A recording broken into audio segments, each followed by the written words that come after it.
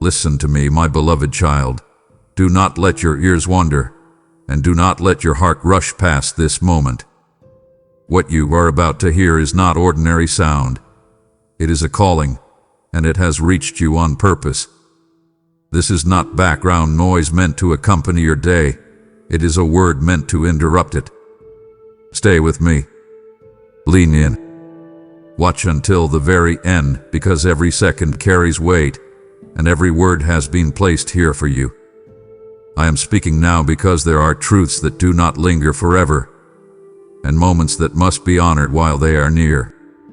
Do not assume you can return to this later with the same clarity you have now. If you stay, you will understand why your ears deserve this. If you listen fully, you will never hear the same way again. My beloved child, come closer in your heart and listen to me now, because what is happening in this moment is far more sacred than you realize. This is not background noise drifting past your life while you move on to something else. This is not just another sound competing for your attention in a world that never stops talking. This is a calling, and it has found you because your spirit was sensitive enough to feel it before your mind could explain it. I know how full your days are. I know how many voices you hear from morning until night, voices demanding, persuading, distracting, pulling you in every direction. Yet even in the midst of all that noise, something within you paused. Something within you leaned in. That pause did not come from curiosity alone. It came from recognition. Your spirit recognized the weight carried in these words, the gravity behind this moment. You were not designed to live drowning in noise.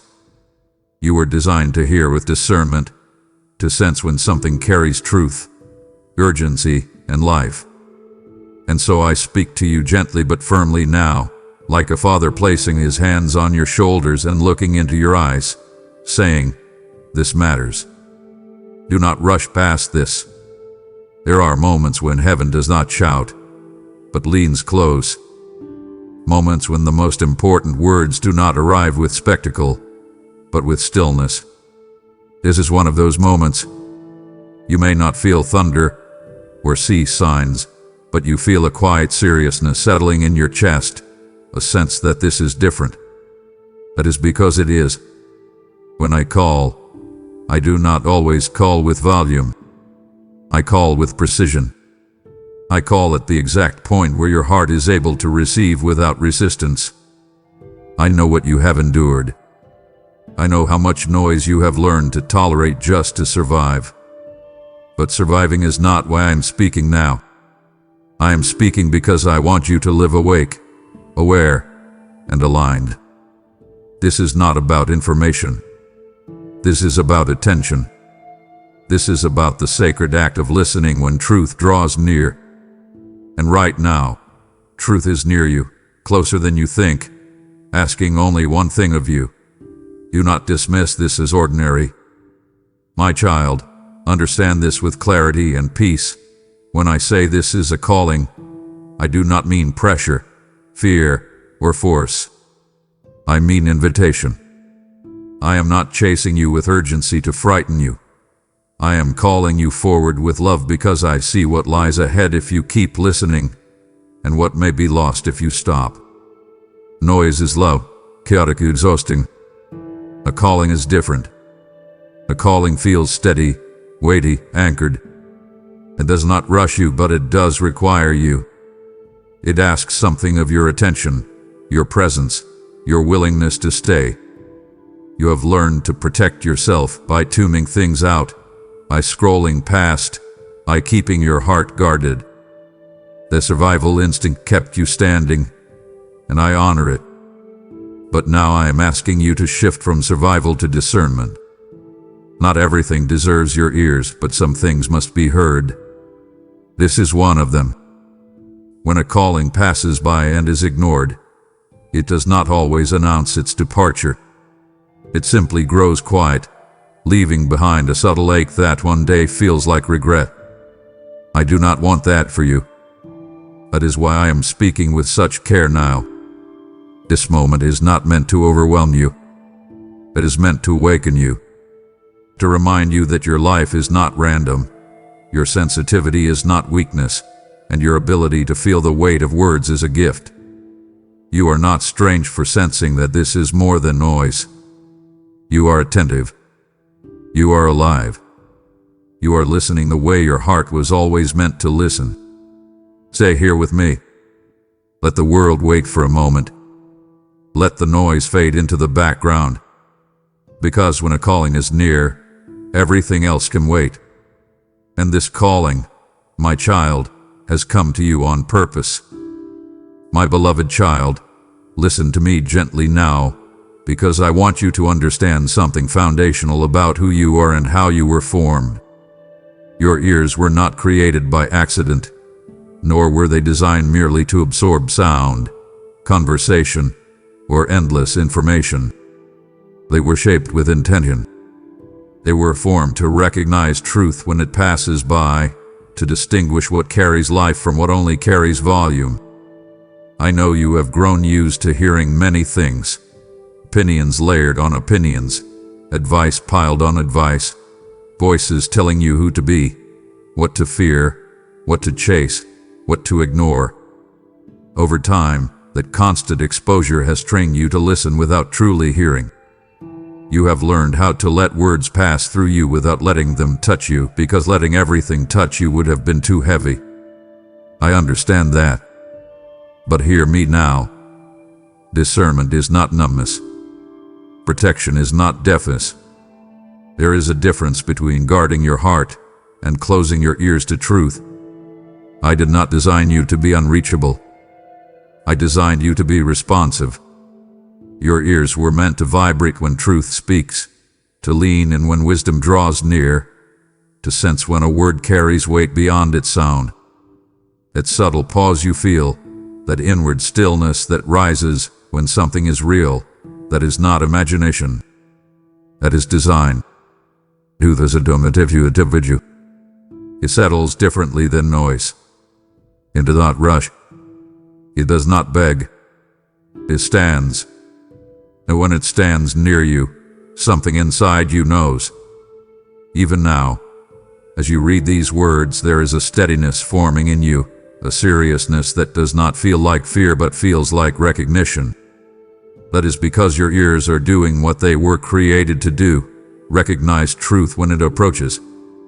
And I am reminding you of that ability because the world has tried to dull it. My child, I must speak plainly here, because what you listen to repeatedly becomes what you believe unconsciously. Repetition shapes reality. The voices you hear every day, whether spoken aloud or whispered internally, are not neutral. They are seeds. Some are seeds of courage. Others are seeds of confusion. Some bring clarity. Others bring chaos. And if you do not choose what you allow your ears to entertain, something else will choose for you. This is why I am drawing your attention back to your hearing. Not just physical hearing, but spiritual hearing. The ability to perceive what is true beneath what is popular. The ability to notice when something sounds convincing but feels empty. The ability to pause and ask, does this carry life, or does it only carry urgency? You live in a time where many voices sound confident, many messages sound convincing, and many lies sound reasonable. That is why truth no longer shouts. It waits. It waits for ears trained to listen beyond excitement and fear. And you, my child, have those ears, even if you forgot. You have felt it before, that moment when a sentence stopped you cold, when a word lingered long after it was spoken, when something you heard refused to leave you alone. That was not coincidence. That was resonance. That was truth brushing against the part of you that still knows how to listen. I am not asking you to distrust everyone. I am asking you to remember yourself. Remember how it feels when something is real. Remember how your chest tightens, not with anxiety, but with awareness. Remember how silence sometimes follows truth, because it leaves nothing unnecessary behind. This is not about rejecting the world. It is about refining your hearing. Because what is coming next in your life will require ears that can recognize truth quickly, clearly, and without confusion. And that is why I am speaking now, to remind you that your ears were not made for noise. They were made for truth. My precious child, stay with me here because what I am about to say carries a weight that must not be rushed past. Not every word returns. Not every message repeats itself. Some words are like visitors that knock once, stand patiently for a moment, and then move on if the door remains closed. I know the world has trained you to believe that everything is always available. Another chance, another replay, another reminder, another notification. But truth does not always operate that way. Some truths pass through your life only once, not because they are fragile, but because they respect your freedom. I do not force truth into your hands. I place it near you and allow you to choose. And there are moments, quiet, unassuming moments, when a word carries an assignment. If it is received, you open something. If it is ignored, that opening remains closed longer than you expect. This is not punishment. This is order. Timing matters. I need you to understand this without fear but with reverence. When a word arrives at the right time and is dismissed, it does not always return in the same form. It may come back years later as regret, owing, or the quiet realization that you once stood at a threshold and did not recognize it. That is why there is an urgency in my voice now, not panic, not threat, but clarity. Some words are seasonal. They belong to a moment, and if the moment passes, the word has completed its assignment elsewhere. I am telling you this because I love you too much to let you assume that everything important will always wait for you to be ready. Readiness is often formed by listening, not before it. My child, you have already experienced this more than once. You have had moments where something stirred you deeply, but you told yourself, I'll come back to this later. Later became busy. Later became complicated. Later became forgotten. And even though life continued, something subtle shifted. That is not because you failed. It is because the moment passed. Words that visit once often come quietly, without drama, without warning. They do not announce themselves as turning points. They simply arrive, carrying potential. And potential is fragile, not in power, but in timing. This is why delay is dangerous, not because it is loud, but because it feels harmless. Delay whispers comfort. Delay promises control. Delay says you can choose later. But later is not guaranteed to carry the same clarity you have now. The clarity you feel in this moment, the seriousness without fear, the depth without pressure, that clarity is part of the gift. It will not always feel this accessible. That is why I am asking you to stay aware, not anxious. Aware. To treat moments like this with respect, not intensity. To understand that when something settles deeply in you without force, it deserves attention. You do not need to act immediately, but you must not dismiss it casually. There is a difference. I am not asking you to rush. I am asking you to honor. Honor the weight of what you are hearing. Honor the fact that something is moving inside you that cannot be explained by emotion alone. Some words only visit once because they are keys, and keys are meant for specific doors at specific times. If the door changes, the key no longer fits. And I do not want you standing later, wondering why something that once felt clear now feels distant. Stay present, my child. Stay listening. Because this word, this moment, was not sent to repeat itself endlessly. It was sent to be received. My beloved child, stay with me here, because we are moving deeper now, not away from what I have said, but further into it. What you hear does not merely pass through you, it plants itself within you. Words do not stop at your ears. They travel, they sink, they settle, and over time, they shape the inner architecture of who you are becoming. I know you have been told that you are strong enough to hear anything without being affected, that you can brush words aside, that you can remain unchanged no matter what voices surround you.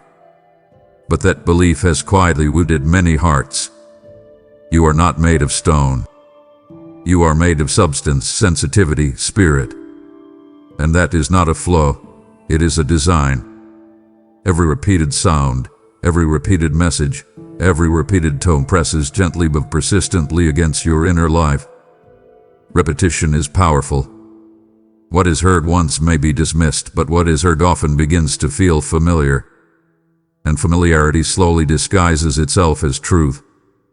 This is how fear grows roots. This is how doubt feels reasonable. This is how hope can be starved without you even noticing. I have watched you live through seasons where harsh words surrounded you, spoken by others, spoken by circumstances, spoken by your own inner voice. And even when you resisted them consciously, they still left residue. They still tried to shape your expectations, your confidence, your sense of what is possible. That is why I am calling your attention to your hearing again. Because who you become tomorrow is being formed by what you allow to speak to you today.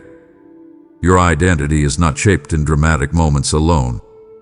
It is shaped in quiet repetition, in what you hear when no one else is watching, in what you replay when the room is silent, in which voices you trust enough to linger. I am not saying this to accuse you. I am saying this to awaken you. Because you still have authority over what shapes you. My child, understand this truth clearly and gently. You become fluent in the language you hear most often. If you hear fear daily, fear becomes your native tongue. If you hear shame repeatedly, shame begins to feel like honesty. If you hear hope rarely, hope feels foreign, even suspicious. This is why I am so intentional with my words to you now. My voice is not meant to compete with the noise. It is meant to recalibrate you, to remind you of what truth sounds like. My words carry rhythm, repetition, reassurance. They are not rushed because transformation does not come through pressure, it comes through presence. I want you to notice how different this feels from the voices that exhaust you. Notice the contrast. Noise demands. Truth invites. Noise overwhelms. Truth anchors. The noise fragments. Truth aligns. This contrast is not accidental. It is instructional. I am teaching your ear again. Teaching it the sound of safety, the sound of clarity, the sound of life. Because when your hearing is healed, your becoming follows. You were never meant to become hardened, cynical, or closed. You were meant to become wise, steady, and alive. But wisdom requires filtering. Steadiness requires discernment. And life requires truth. That is why I am asking you now, not later, not someday, to be deliberate with what you hear. You do not need to expose yourself to everything to be informed. You do not need to entertain every voice to be compassionate. You are allowed to choose what shapes you. That choice is not weakness. It is stewardship. And the more you protect your hearing, the more clearly you will recognize who you are becoming. Not who the world pressures you to be, but who you were always meant to be. My precious child, listen closely now, because this point requires tenderness and honesty together. Silence is not empty. Silence is powerful. But silence is not always the same. There is a silence that heals, and there is a silence that erodes. There is a silence that restores your soul, and there is a silence that slowly steals what should have been spoken. I want you to understand the difference, because you have lived with both. Holy silence is the pause that allows truth to sink in. It is the stillness after a deep breath. It is the quiet where clarity settles and confusion loosens its grip. That kind of silence is a gift. It is chosen. It is intentional. It is full. But there is another kind of silence, one that comes not from peace but from avoidance. That silence does not arrive gently. It creeps in when a moment is ignored, when a word is dismissed, when listening is postponed too many times. That silence is not restful. It is hollow. It feels like something is missing, but you cannot name what it is. I am speaking to you about this because I do not want you confusing one for the other. You have sometimes told yourself that you needed quiet, when in truth you were retreating from something you were meant to hear. And again, I do not say this to shame you. I say it to free you. Because once you recognize the difference, silence no longer controls you. You steward it. You learn when to embrace it and when to break it. Silence after truth is nourishment. Silence before truth is preparation. But silence instead of truth is loss. And I do not want you to lose what was meant to shape you. My child, I have watched you grow accustomed to silence because noise once overwhelmed you. Silence felt safer than chaos. But safety and avoidance are not the same. There are times when silence is not protection, it is postponement. It whispers, "Not now," when truth is asking, "Why not now?" This is why discernment matters so deeply. You must learn not only when to be quiet, but when to listen. Because there are seasons when silence is obedient and seasons when silence is resistance. The difference is subtle, but your spirit knows it. You feel it when a quiet moment feels full and steady versus when it feels heavy and unresolved. That unresolved silence is a signal, not a solution. It is telling you that something remains unheard. Something was offered and not received. Something hovered at the edge of your awareness and then faded. And the danger of that silence is not immediate. It is gradual. Over time, it dulls sensitivity. Over time, it makes you forget what clarity once felt like. Over time, it convinces you that numbness is normal. But numbness was never your calling. Stillness, yes. Peace, yes. But numbness, no. I am speaking now to gently interrupt that kind of silence. To fill it, not with noise, but with truth again. Because when truth returns, silence can become holy once more. Not empty, not heavy, but complete. Stay with me, my child. We are not rutting. We are restoring your hearing, your discernment, your ability to know when to listen and when to rest.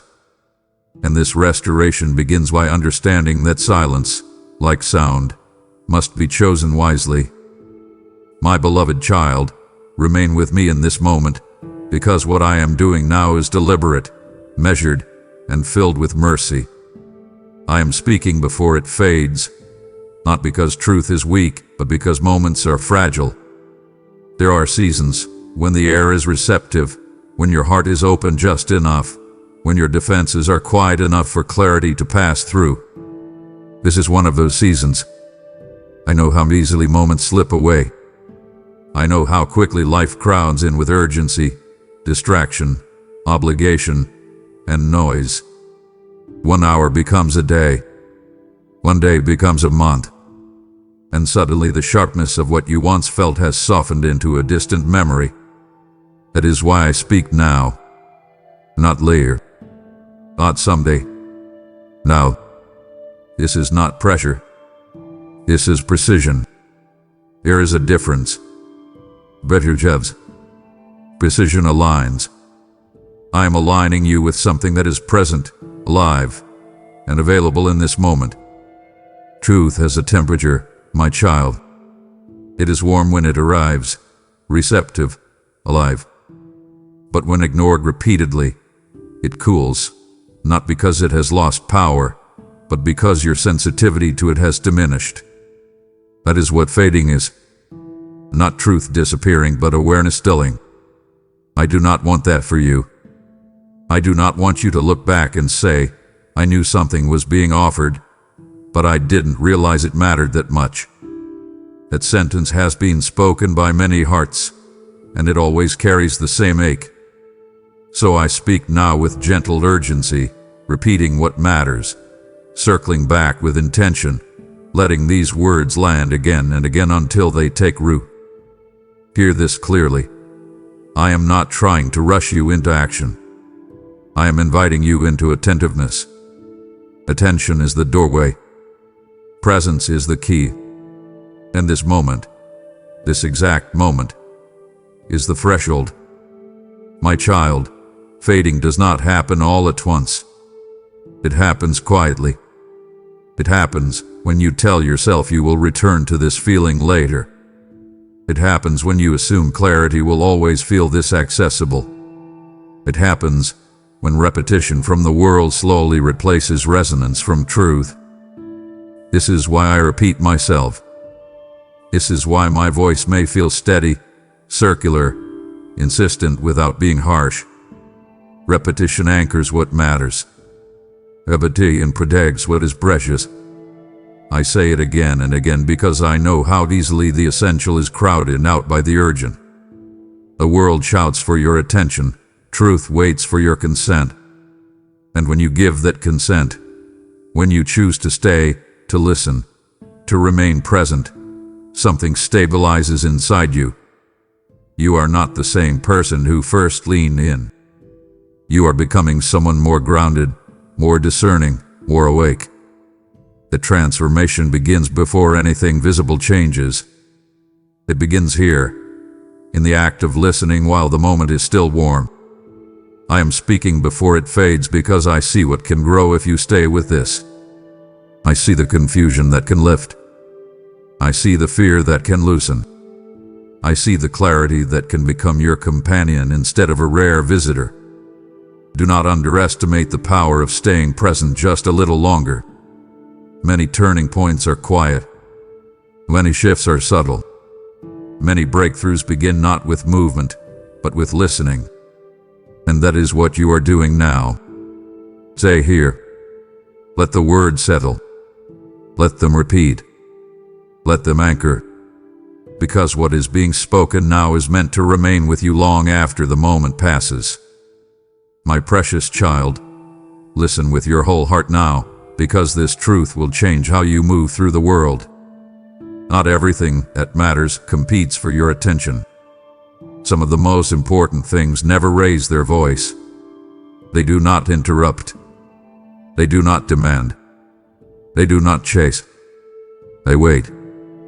They wait to see what kind of listener you are. The noise competes. Truth rests. Noise pushes itself forward, flashing, shouting, insisting it must be noticed now. Truth, on the other hand, stands quietly and allows itself to be overlooked by those who are always rushing. This is not weakness. This is wisdom. I want you to notice the contrast.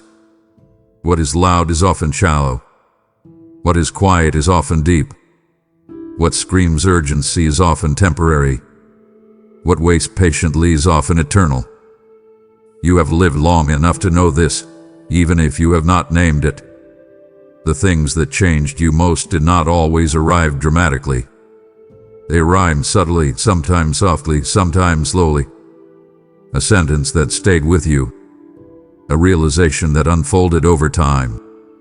A moment of clarity that did not demand attention, but deserved it. That is how truth often moves. And that is why discernment is not about filtering out noise alone. It is about recognizing quiet significance. I am teaching you now not to chase what is loud, but to honor what is still. Because stillness is not emptiness. Stillness is presence without performance. And presence is where transformation happens. My child, The world has trained you to believe that if something matters, it will fight to be noticed. That belief has cost many people their peace. Truth does not fight for attention because it does not need validation. It simply is. And those who learn to recognize it develop a different kind of strength, a calm strength, a grounded strength, a listening strength.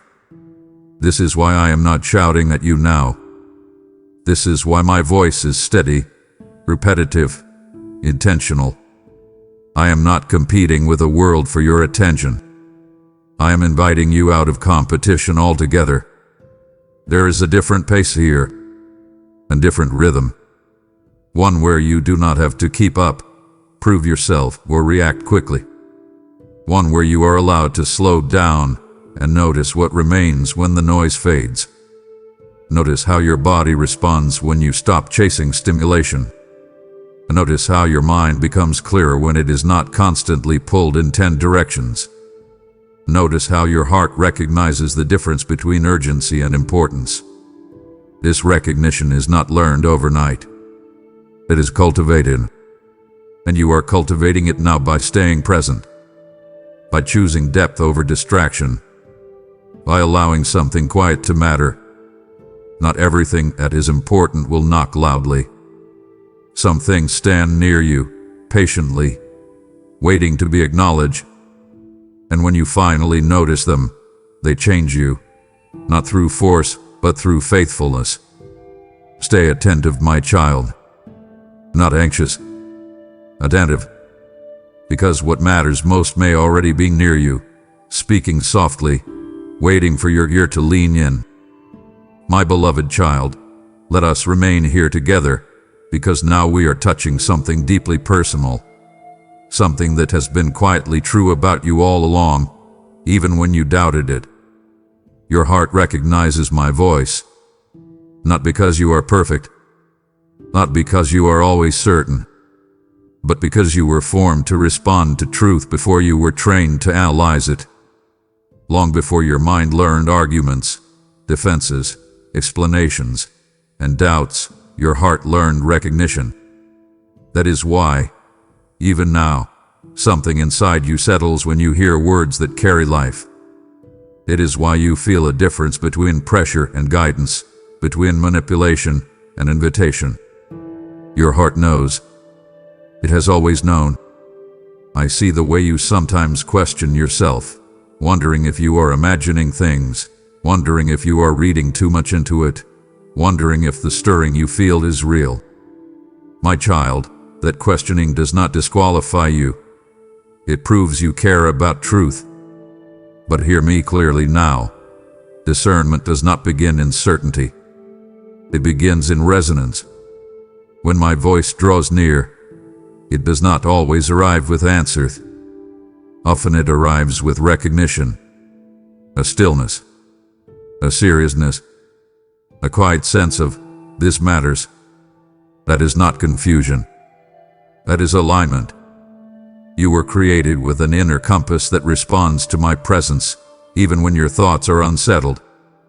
And I am reminding you of this now because the world has taught you to distrust what you cannot immediately explain. But not everything true is immediately explainable. Some things are first felt, then understood. Some things are first recognized, then named.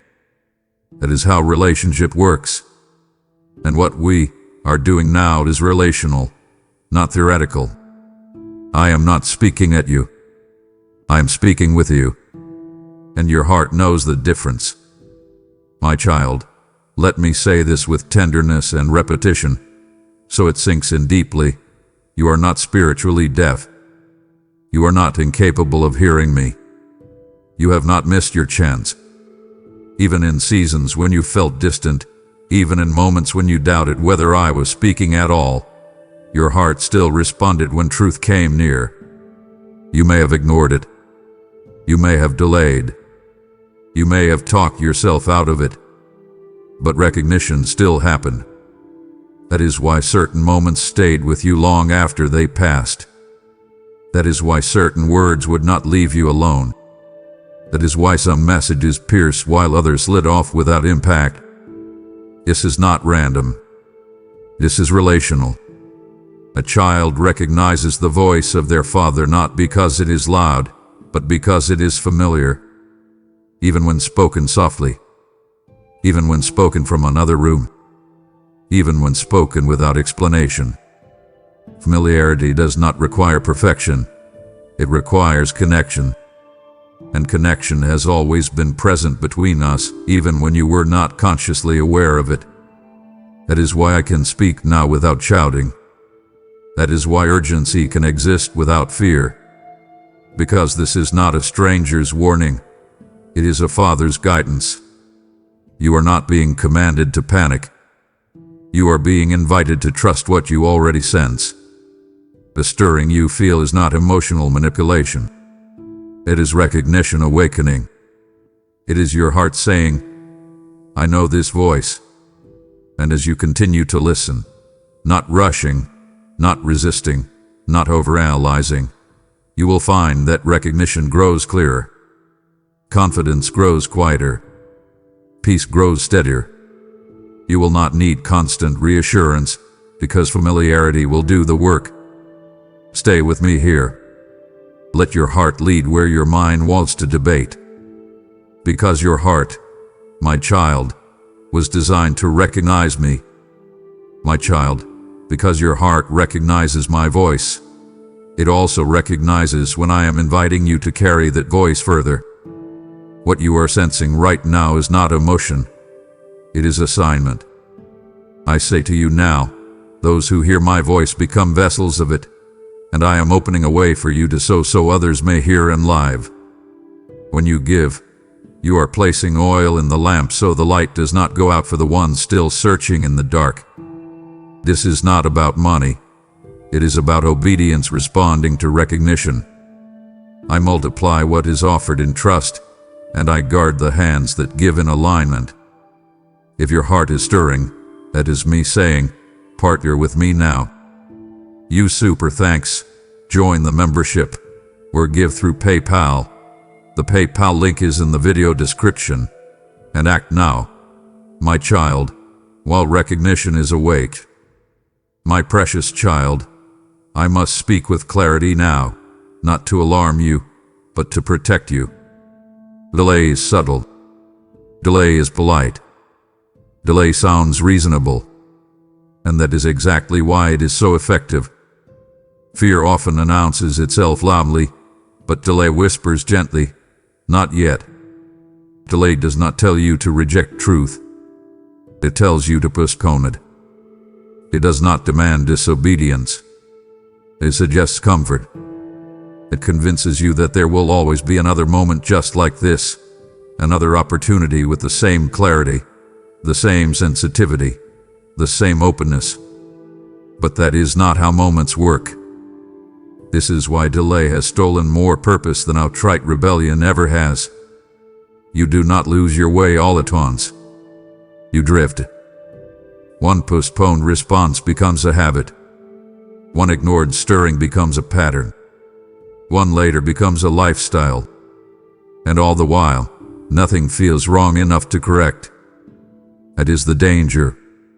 Delay rarely feels like danger. It feels like control. It feels like maturity. It feels like caution. But hear me carefully now. Discernment is not delay, and patience is not avoidance. There is a holy waiting that listens actively, and there is a harmful delay that numbs responsiveness. The difference is subtle, but your spirit knows it. You feel it when something asks for your attention, and you tell yourself you will come back later, even though you know later will not carry the same clarity. That is not peace. It is postponement. And postponement slowly dulls sensitivity. I am speaking to interrupt that process gently, before it becomes normal to you. Because what you repeatedly delay, you eventually stop hearing altogether. My child, I know why delay feels safe to you. You have been hurt before by acting too quickly. You have learned caution the hard way, and I honor the wisdom you gained through experience. But wisdom does not mean shutting down responsiveness. It means refining it. Delay becomes dangerous when it becomes automatic, when every stirring is met with later, when every moment of clarity is met with hesitation, when every invitation is met with analysis instead of presence. The enemy does not need you to say no. He only needs you to say not now, because not now slowly becomes not ever. This is why I am asking you to notice the timing of this moment. Notice how present you feel. Notice how focused. Notice how something inside you is awake rather than pressured. That wakefulness is fragile. It must be honored. Not rushed into action, but not dismissed either. There is a middle way, a way of staying present without panicking, of listening without postponing. That is the path I am guiding you toward now. I am not demanding decisions. I am asking for attentiveness. I am not asking for perfection. I am asking for responsiveness. When truth arrives, the correct first response is not action. It is attention. And attention must be given now, not later. Later is where urgency goes to die. Later is where recognition fades into memory. Later is where sensitivity is replaced by habit. Stay with me here, my child. Do not rush ahead, but do not drift away. Delay loses its power when you choose presence. And presence is what you are practicing right now. My beloved child, let me speak to the moment that brought you here, because nothing about it was accidental. You felt the urge to listen before you understood why, before you could name it, before you could justify it. That urge was not curiosity alone. It was not boredom. It was not chance. It was recognition awakening before explanation arrived. There are moments when your spirit moves faster than your thoughts, when something inside you leans forward even while your mind is still catching up. That is what happened here. You felt a pull, not a shove, not a force, but a pull. Gentle, persistent, unmistakable. The kind of pull that does not demand but invites. The kind that says, stay. Just stay a little longer. And you did. That choice matters more than you realize. Many people feel the same pull and ignore it. Many feel it and scroll past, talk themselves out of it, tell themselves it is nothing. But you stayed. Not because you had all the answers, but because something in you knew this moment deserved attention. That knowing did not come from logic. It came from alignment. Your spirit recognized a frequency it had been waiting for. Truth has a way of calling forth attention without explanation. It does not argue. It resonates. It vibrates at a depth that bypasses your defenses and speaks directly to the part of you that is still awake. That is why this did not feel loud, but it felt important. That is why it did not feel frantic, but it felt weighty. And that is why you are still here. I want you to understand this clearly. The urge to listen was not random. It was a response to something already moving toward you. My child, the world has taught you to distrust your inner nudges, to believe that anything you cannot immediately explain must be imagined or unreliable. But I tell you now, some of the most important movements in your life began as subtle urges. A sense to pause. A sense to look again. A sense to stay when leaving would have been easier. Those moments did not always announce their importance. Often, you only recognized them later, in hindsight, when you saw what unfolded because you listened. This moment belongs in that category. The urge you felt was not urgency fueled by fear. It was attentiveness, being invited forward. And attentiveness is a form of wisdom. You did not need to understand everything to respond. You only needed to stay present. That presence is what allows truth to unfold layer by layer. If you had rushed past this moment, you might have told yourself later that nothing was lost. But something would have been missed. Not dramatically, not immediately, but quietly. The kind of quiet that leaves you wondering later why something feels unfinished. I am speaking to you now to affirm what you sensed. You were right to listen. You were right to pause. You were right to stay. This is how guidance often works. Not through commands, but through invitations. Not through pressure, but through pull. And the more you honor that pull, the clearer it becomes. The more you listen when your spirit nudges you to listen, the stronger your discernment grows. You are not behind. You are not late. You are right where you need to be, awake enough to feel the urge, humble enough to follow it, present enough to remain. Stay with me here. We are building something quietly, intentionally, moment by moment. My precious child, now we must speak honestly about the power of words, because you have felt their impact more deeply than most. Words are not neutral. They carry weight, direction, and consequence. They can heal where they can harden. They can open where they can close. They can lift where they can press down until breathing feels difficult.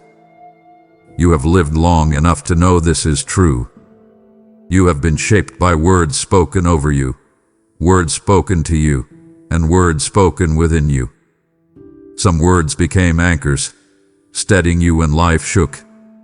Others became winds, lingering long after the moment passed. This is why I am so intentional with what I speak to you now. I am not filling space. I am shaping soil.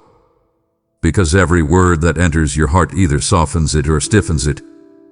There is no middle ground. Repetition matters. Tone matters. Source matters. Words spoken with love settle differently than words spoken with fear. Words spoken with truth resonate differently than words spoken with manipulation. And when words are repeated, they do not remain external. They become internal. They begin to sound like your own voice. This is how healing happens, and this is how agony happens too. A heart hardens not all at once, but gradually, after too many careless words, too many dismissive voices, too many messages that taught it to brace instead of open.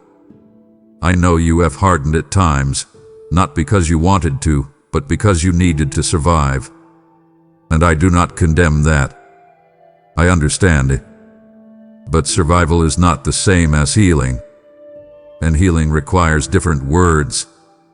Gentle words. Truthful words. Repeated words that soften what has grown rigid over time. My child, hear this carefully and let it settle. The words you allow to stay with you will decide whether your heart becomes tender or calloused. Tenderness is not weakness. Tenderness is responsiveness.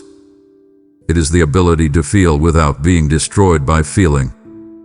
Hardness may feel protective, but it limits growth. A hardened heart can endure, but it cannot flourish. That is why I am speaking now with patience, repetition, and care. I am not trying to overwhelm you.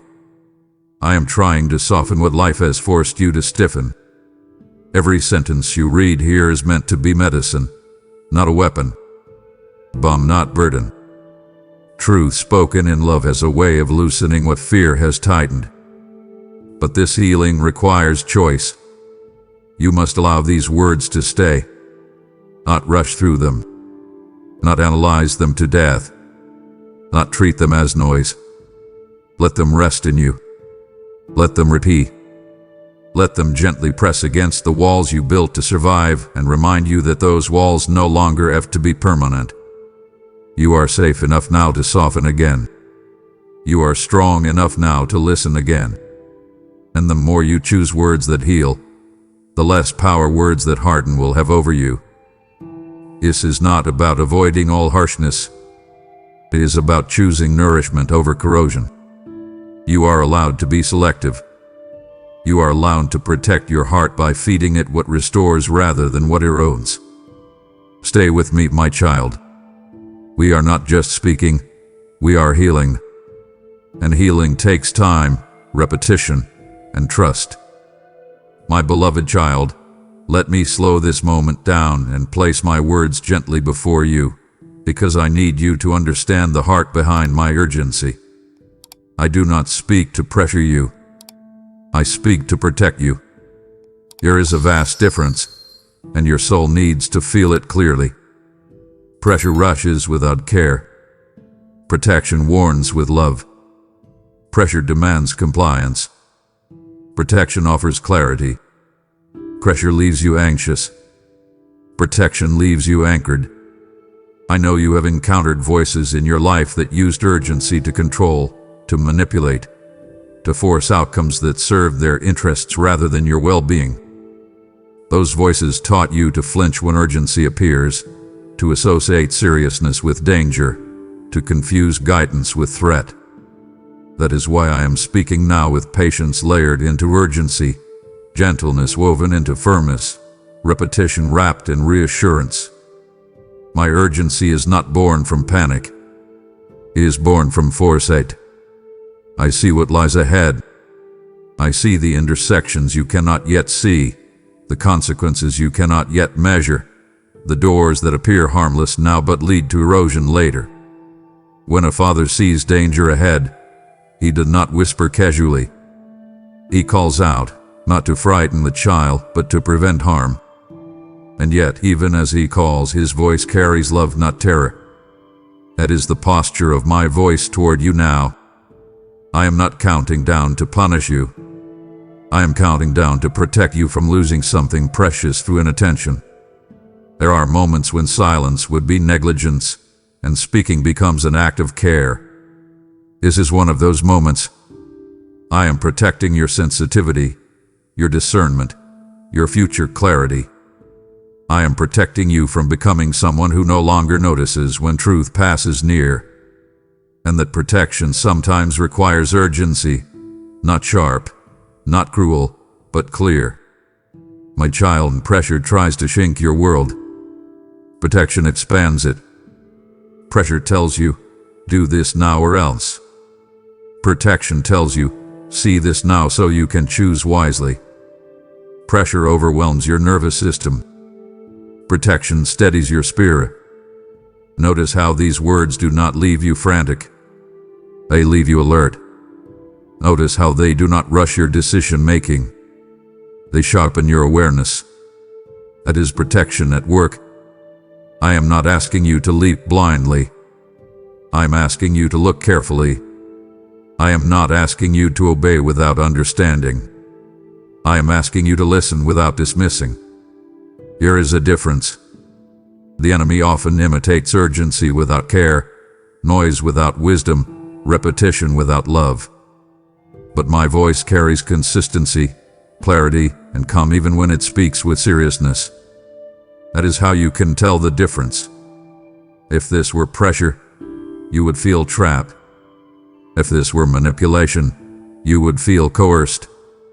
But what you feel instead is a steady invitation to stay present, to pay attention, to recognize significance. That is protection. I am guarding you against the slow drift that steals purpose quietly. I am guarding you against the numbness that comes from too many ignored moments. I am guarding you against becoming familiar with distance from truth. And I do this not by forcing you forward, but by calling you awake. Stay with me here. Let your shoulders drop. Let your breath deepen. You are not being pushed. You are being protected. My beloved, I want you to remember this going forward, because it will serve you well. When my voice carries urgency, it is because something valuable is near, not because something terrible is about to happen.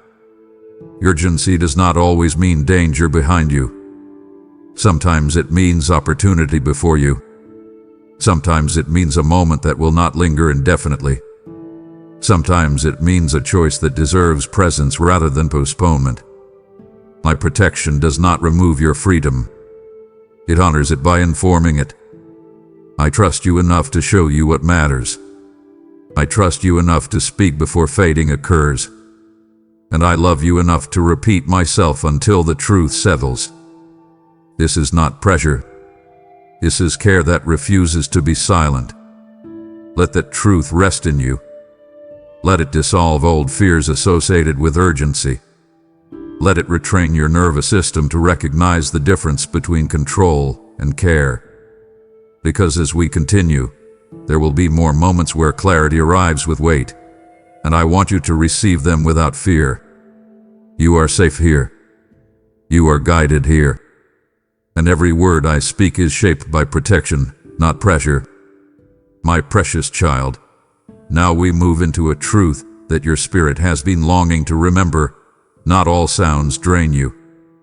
Not all words exhaust you. Not all voices confuse you. There are sounds that restore life. There are words that replenish instead of deplete, that strengthen instead of scatter, that bring coherence where fragmentation once lived. You have felt this before, even if you could not explain it. A sentence that gave you breathe when you were weary.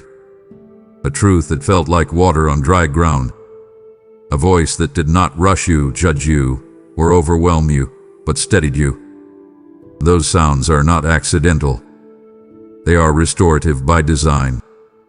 Just as your body responds differently to nourishment than to poison, your soul responds differently to life-giving words than to corrosive ones. Life-restoring sounds do not shout. They resonate. They do not overwhelm. They align. They do not demand immediate reaction. They invite deep reception. And I am speaking in this way now because restoration begins with exposure. You cannot heal in the same soundscape that wounded you. You cannot regain clarity while immersing yourself in confusion. You cannot restore tenderness while feeding on harshness. That is why I am changing the tone around you now. Softening it, steadying it, repeating it, so your soul can remember what life sounds like. Restoration is not dramatic at first. It is subtle. It begins as relief, as breath, as a quiet sense of, I can stay here. That is how you know life is present. My child, the world has normalized exhaustion. It has taught you to accept mental noise as inevitable, emotional depletion as normal, spiritual dryness as permanent. But I tell you now, life was never meant to feel this draining. You were not designed to be constantly depleted by what you hear. That is why restorative sounds feel almost foreign at first. Your system has adapted to tension. Peace feels unfamiliar. Clarity feels suspicious. Stillness feels exposed. But give it time. Repetition heals what shock created. Just as repeated harshness hardened you, repeated gentleness will soften you again. This is why I speak with rhythm. This is why I circle back to truth. This is why I use contrast. Noise versus stillness, pressure versus protection, urgency versus panic, so your soul can relearn the difference. Life-restoring sounds do not leave you dizzy. They leave you grounded. They do not pull you in 10 directions. They gather you back to yourself. And that gathering is holy. You are not meant to live scattered. You are meant to live integrated. Present. Alive. The sounds you allow into your life will either fracture you further or begin that restoration. Choose carefully. Choose intentionally. Choose nourishment over novelty. Because what restores you may not excite you at first, but it will sustain you. My beloved child, as we continue this journey together, I want you to become attentive to how words leave you feeling, not just emotionally, but spiritually. Do they leave you tighter or looser? Heavier or lighter? More confused or more clear? More reactive or more present? These are not small indicators. They are signals. Life-restoring sounds carry peace without passivity, strength without strain, urgency without fear. They do not erase difficulty, but they equip you to face it. They do not deny reality, but they anchor you within it. That is what I am offering you now. Not escape, but restoration. Not noise, but nourishment. Let these words be part of that restoration. Let them wash over the places that have grown tired. Let them reintroduce you to what life feels like when it is fed instead of drained. And as you learn to recognize these sounds, you will naturally move away from those that steal life from you. Not through force, but through preference. Once you taste nourishment, poison loses its appeal. Stay with me, my child. We are restoring your hearing so your life can fall. My beloved child, listen with reverence now, because this truth reaches deep into the architecture of your soul. Your ears are gates. They are not passive openings. They are thresholds. What passes through them does not simply visit, it enters. And what enters does not remain neutral. It influences, it shapes, it steers. A gate determines what is allowed in and what is kept out. A gate is a place of decision, even when no one names it as such. I know you were never taught to think of your ears this way. You were taught to think of them as tools for information, entertainment, connection. But I tell you now, they are far more sacred than that. Your ears are the first doorway into your inner world. What you allow through them travels inward, into your thoughts, into your emotions, into your imagination, into your expectations. From there, it finds its way into your choices, and your choices slowly become your life. This is not meant to burden you. It is meant to awaken you. Because when you realize your ears are gates, you also realize you are not powerless. You are a steward. You have authority over what is permitted to linger. Not everything that knocks deserves entry. Not every voice that speaks deserves residence. Some words arrive dressed as insight but carry confusion. Some arrive sounding helpful but leave you restless. Some arrive loudly, confidently, persuasively, and yet leave you diminished. That is the sign of a gate left unguarded.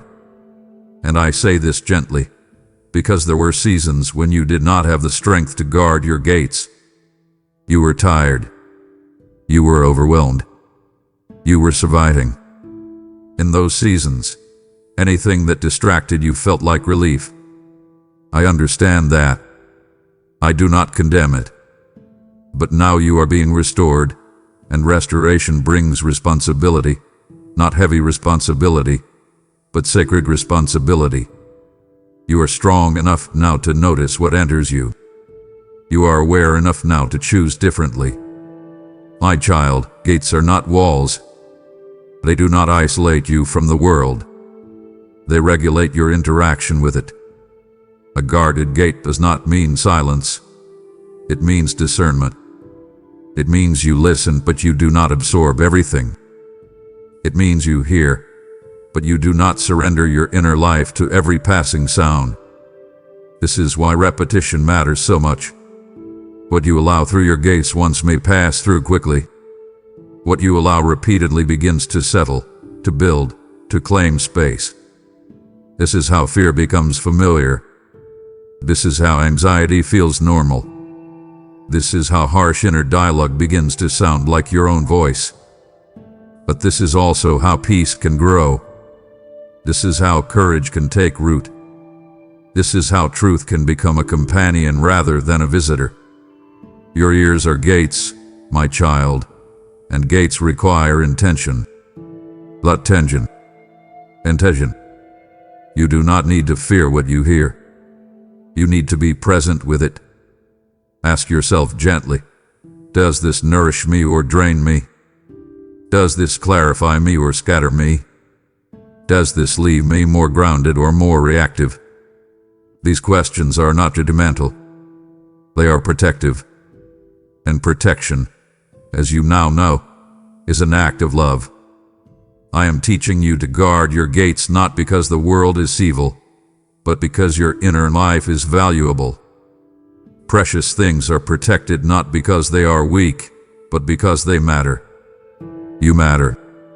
Your peace matters. Your clarity matters. And your ears, these gates, are one of the primary ways I help you protect what I am growing within you. My beloved, as you walk forward from this moment, you will notice something subtle beginning to change.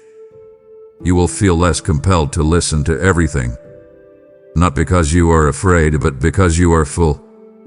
You will sense when something does not deserve your attention, even if it is popular, persuasive, or loud.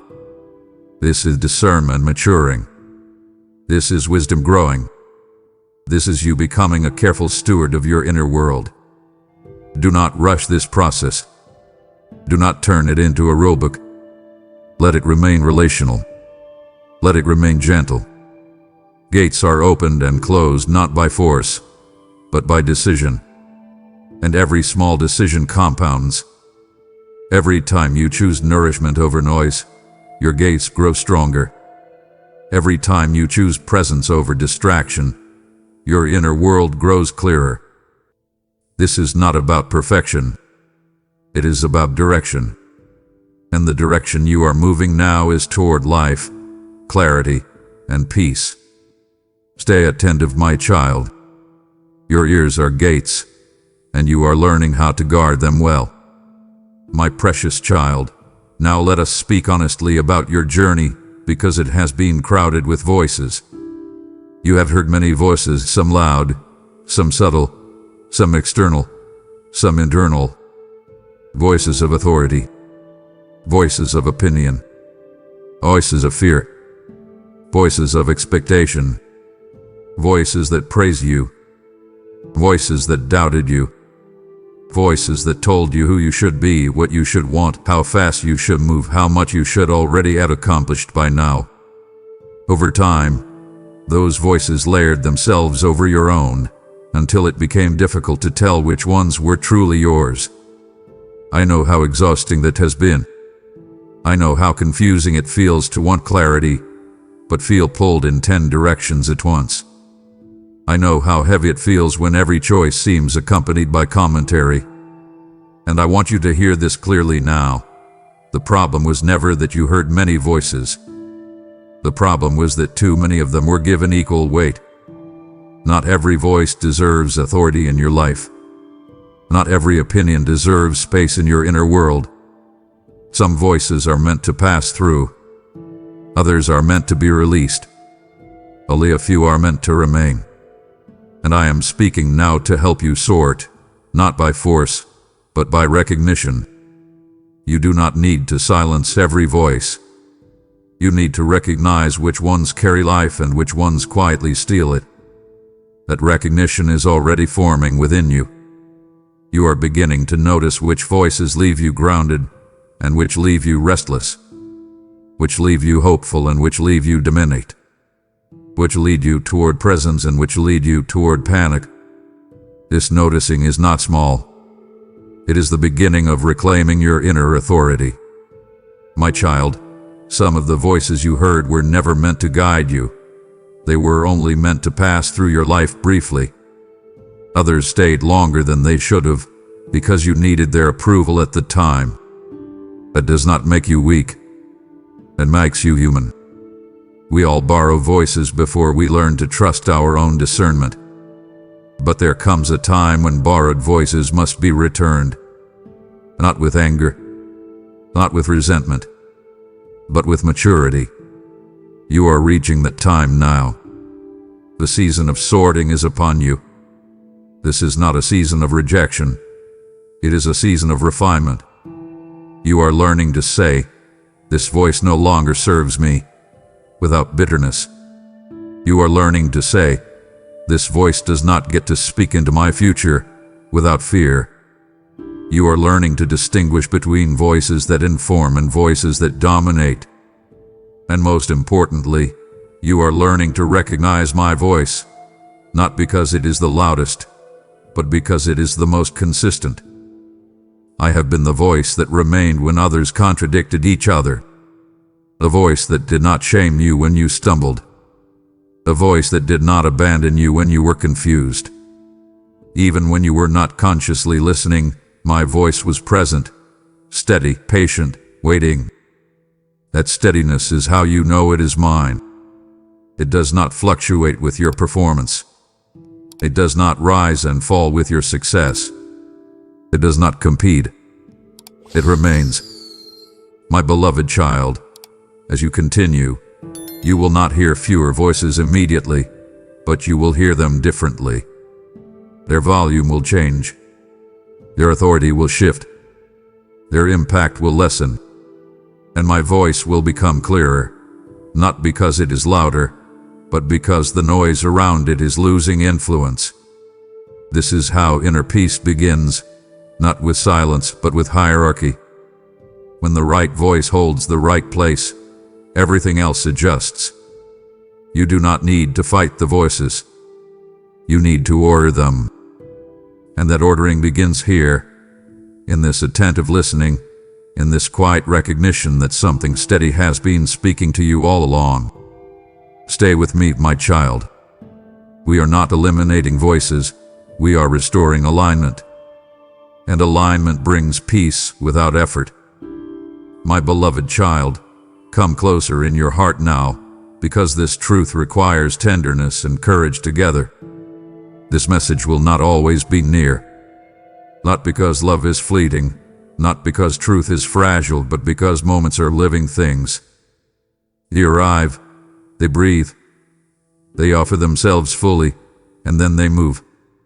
I want you to feel the weight of that without fear, without panic, without pressure. Just honesty. You live in a world that promises endless access. Rewind, replay, return anytime. But the deepest moments of transformation do not obey convenience. They obey timing. There are seasons when your heart is open in a way it will not always be. There are windows when your attention is soft, receptive, unguarded enough for truth to enter without resistance. That is what makes this moment sacred.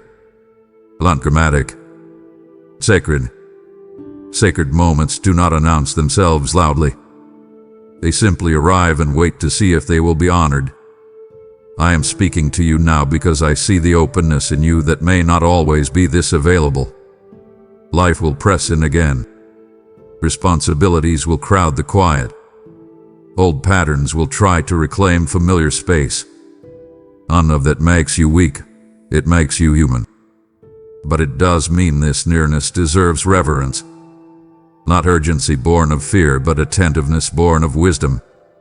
Some moments are like dew in the morning, present, nourishing, brief. If you acknowledge them, they refresh you. If you assume they will always be there, they evaporate quietly. This is not loss as punishment. This is rhythm. This is how life moves. And I want you to learn to recognize these moments not with anxiety, but with gratitude and presence. My child, I know part of you wants reassurance that this clarity will always feel this accessible, that you will always feel this awake, this receptive, this steady. But growth does not work that way. Growth moves in seasons. Awareness comes in waves. Sensitivity rises and falls depending on how much noise you allow back into your life. That is why I am inviting you now to receive deeply, not quickly. To let these words settle, not skim. To treat this moment not as content, but as encounter. Because encounters change you even after they pass. You do not need this moment to last forever if it does its work now. The danger is not that this message will move on. The danger is assuming it will always wait for you to return to it with the same openness. That assumption breeds complacency, and complacency slowly dulls reverence. I am not asking you to cling. I am asking you to be present. Presence honors timing. Presence says, I am here for what is being offered now. That is all that is required. Do not burden yourself with thoughts of tomorrow. Do not pressure yourself with fear of missing out. Simply stay. Simply listen. Simply allow this nearness to do what it came to do. Because when a moment like this is received fully, it leaves a residue, clarity that remains even when the intensity fades. My beloved, when this message is no longer this near, when life resumes its normal pace, you will not be left empty. You will be changed. Something will have shifted in how you listen, how you discern, how you notice what matters. That is the gift. Moments pass, but transformation stays. But transformation requires cooperation. It requires presence when the moment arrives. That is why I am speaking with such care now. Not to frighten you into urgency, but to invite you into reverence. Reverence says this matters. Reverence slows you down just enough to receive. Reverence treats the present as valuable, not disposable. And you are capable of that reverence. I see it in how you have stayed. I see it in how you are listening. This message will not always be near in this form, but what it awakens in you can remain. Honor the moment, my child. Let it mark you gently. Let it do its quiet work.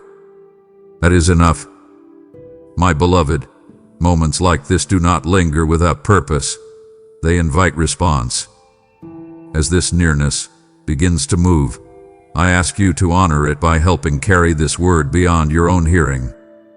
I say to you now, cast your bread upon the waters, and you will find it after many days, for every seed sown here becomes manna for another soul. This is a divine appointment, not a convenience, an open window where generosity becomes harvest. What you release today, I will multiply tomorrow, and I will protect what remains in your house. Do not delay what I am prompting in you now, for obedience seals the moment. Give through Super Thanks, membership, or PayPal.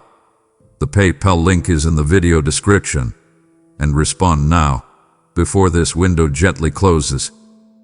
My precious child, now I want to speak to something that may seem simple, but carries immense spiritual weight. Attention is an act of faith. In a world that rewards speed, distraction, and constant movement, choosing to pay attention is a declaration. It says, I believe this moment matters. It says, I trust that something meaningful can happen here. Faith is often misunderstood as dramatic belief, bold declarations, or visible action. But many of the most powerful movements of faith begin quietly, with attention. Attention says, I am willing to stay. It says, I will not rush past what may shape me. It says, I am open.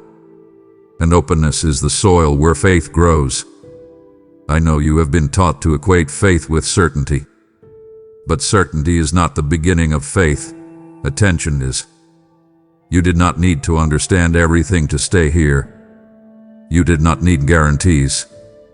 You simply chose to listen. That choice is faith in motion. It is humble faith. It is receptive faith. It is the kind of faith that allows truth to unfold rather than demanding it perform. When you give attention, you create space. And space is where transformation happens. Not in hurry. Not in pressure. In space. This is why I am not rushing you. This is why I am speaking slowly, repetitively, intentionally. I am honoring the act of faith you are already practicing by being present. My child, distraction is not just a habit. It is a belief system. It teaches you that nothing deserves sustained attention, that everything is replaceable, that meaning must be immediate or it is not real. Attention, on the other hand, teaches you that depth exists beneath the surface, that significance reveals itself over time, that not everything valuable announces itself quickly. When you choose attention, you resist the lie that you must constantly move on. You resist the fear that you will miss something better elsewhere. You resist the anxiety that tells you stillness is wasted time. Attention anchors you. It grounds you in the present. And the present is where I speak most clearly. Faith is not always leaping forward. Sometimes faith is staying still long enough to hear. staying long enough to feel, staying long enough to recognize. You are doing that now. And even if you feel uncertain, even if questions remain, your attention is already an offering. It is saying, I'm here. That is enough for now. Faith grows from there. My beloved child, I want you to carry this understanding with you beyond this moment. When you feel pulled to slow down, to listen, to stay, do not dismiss it as inefficiency. That pull may be faith inviting you to practice attention again. When something asks for your presence rather than your reaction, that may be faith asking you to trust depth over speed. You do not need to manufacture belief. You need to honor attention. Because attention is where belief is formed, refined, and strengthened. You are not behind. You are not lacking. You are practicing faith right now by listening, by staying, by allowing this moment to matter. Let that truth settle deeply. Let it free you from the pressure to perform belief. Faith is already alive in you. It is breathing in your attention. Stay present, my child. Faith is happening here. My beloved child, listen to me with tenderness now, because I am speaking to a condition you learned, not a condition you were born with. You were never meant to live deafened, numb to meaning, dull to truth, accustomed to noise as if it were normal. Deafness of the soul does not happen suddenly. It happens gradually, quietly, politely. It happens when too much sound enters without discernment. It happens when survival demands that you stop feeling so deeply. It happens when disappointment teaches you to lower your expectations, when betrayal teaches you to tune out hope, when exhaustion teaches you that awareness costs too much. Over time, you learn to function without listening. You learn to exist without truly hearing. And eventually, you forget that life once sounded different. But hear me now. Numbness is not maturity. Dullness is not wisdom. Emotional quiet born of avoidance is not peace. You were created to be awake, aware, responsive. You were created to hear nuance, to sense depth, to recognize truth even when it arrives quietly. Deafness was never your destiny. It was a coping mechanism. And coping mechanisms are meant to protect you for a season, not define you for a lifetime. That is why these words may feel intense to you. Not because they are harsh, but because they are reawakening places you had to put to sleep. Awakening always feels like something. Stillness feels safe, but aliveness feels real. And real can feel unfamiliar when you have been numb for too long. I am not accusing you of choosing deafness. I am naming what happened so you can be freed from it. My child, you did what you needed to do to survive. When noise overwhelmed you, you tuned out. When words hurt you, you hardened. When voices confused you, you withdrew. That was wisdom for that season. But seasons change. And what once protected you can now limit you. Deafness dulls not only pain, it dulls joy. It dulls discernment. It dulls intimacy. A heart that cannot hear, cannot respond fully, cannot trust deeply, cannot love really. And I did not design you for half-life. I designed you for fullness. This is why I am restoring your hearing slowly, carefully, respectfully. I am not flooding you with sound. I'm reintroducing meaning. I am teaching your soul to notice again, to feel again, to respond again. Notice how these words do not overwhelm you, but awaken you. Notice how they do not confuse you, but clarify you. That is intentional. Awakening does not come through force. It comes through familiarity returning, through truth sounding like home. You are not becoming someone new. You are remembering who you were before you learned to shut down. This remembering may feel vulnerable at first. Vulnerability often does. But vulnerability is not weakness. It is openness without armor. and armor is heavy. You have carried it long enough. My beloved, as you continue, you may notice emotions stirring that you thought were gone. Sensitivity returning, awareness sharpening, a deeper response to what you hear. Do not be afraid of this. This is not regression. This is restoration. You are not becoming fragile. You are becoming alive. Deafness is a symptom of overwhelm, not a sign of strength. Strength is the ability to hear and remain whole. Strength is discernment, not numbness. And you are being strengthened now. You are learning how to hear without being consumed, how to listen without being lost, how to remain open without being unprotected. That balance is sacred, and it is forming within you now. You were never meant to live deafened, my child. You were meant to live awake. And awakening is happening gently, truth by truth, moment by moment. My precious child, let me speak to you now with clarity wrapped in compassion, because this truth has been misunderstood far too often. Some warnings sound like mercy. Not all mercy feels soft. Not all love whispers comfort.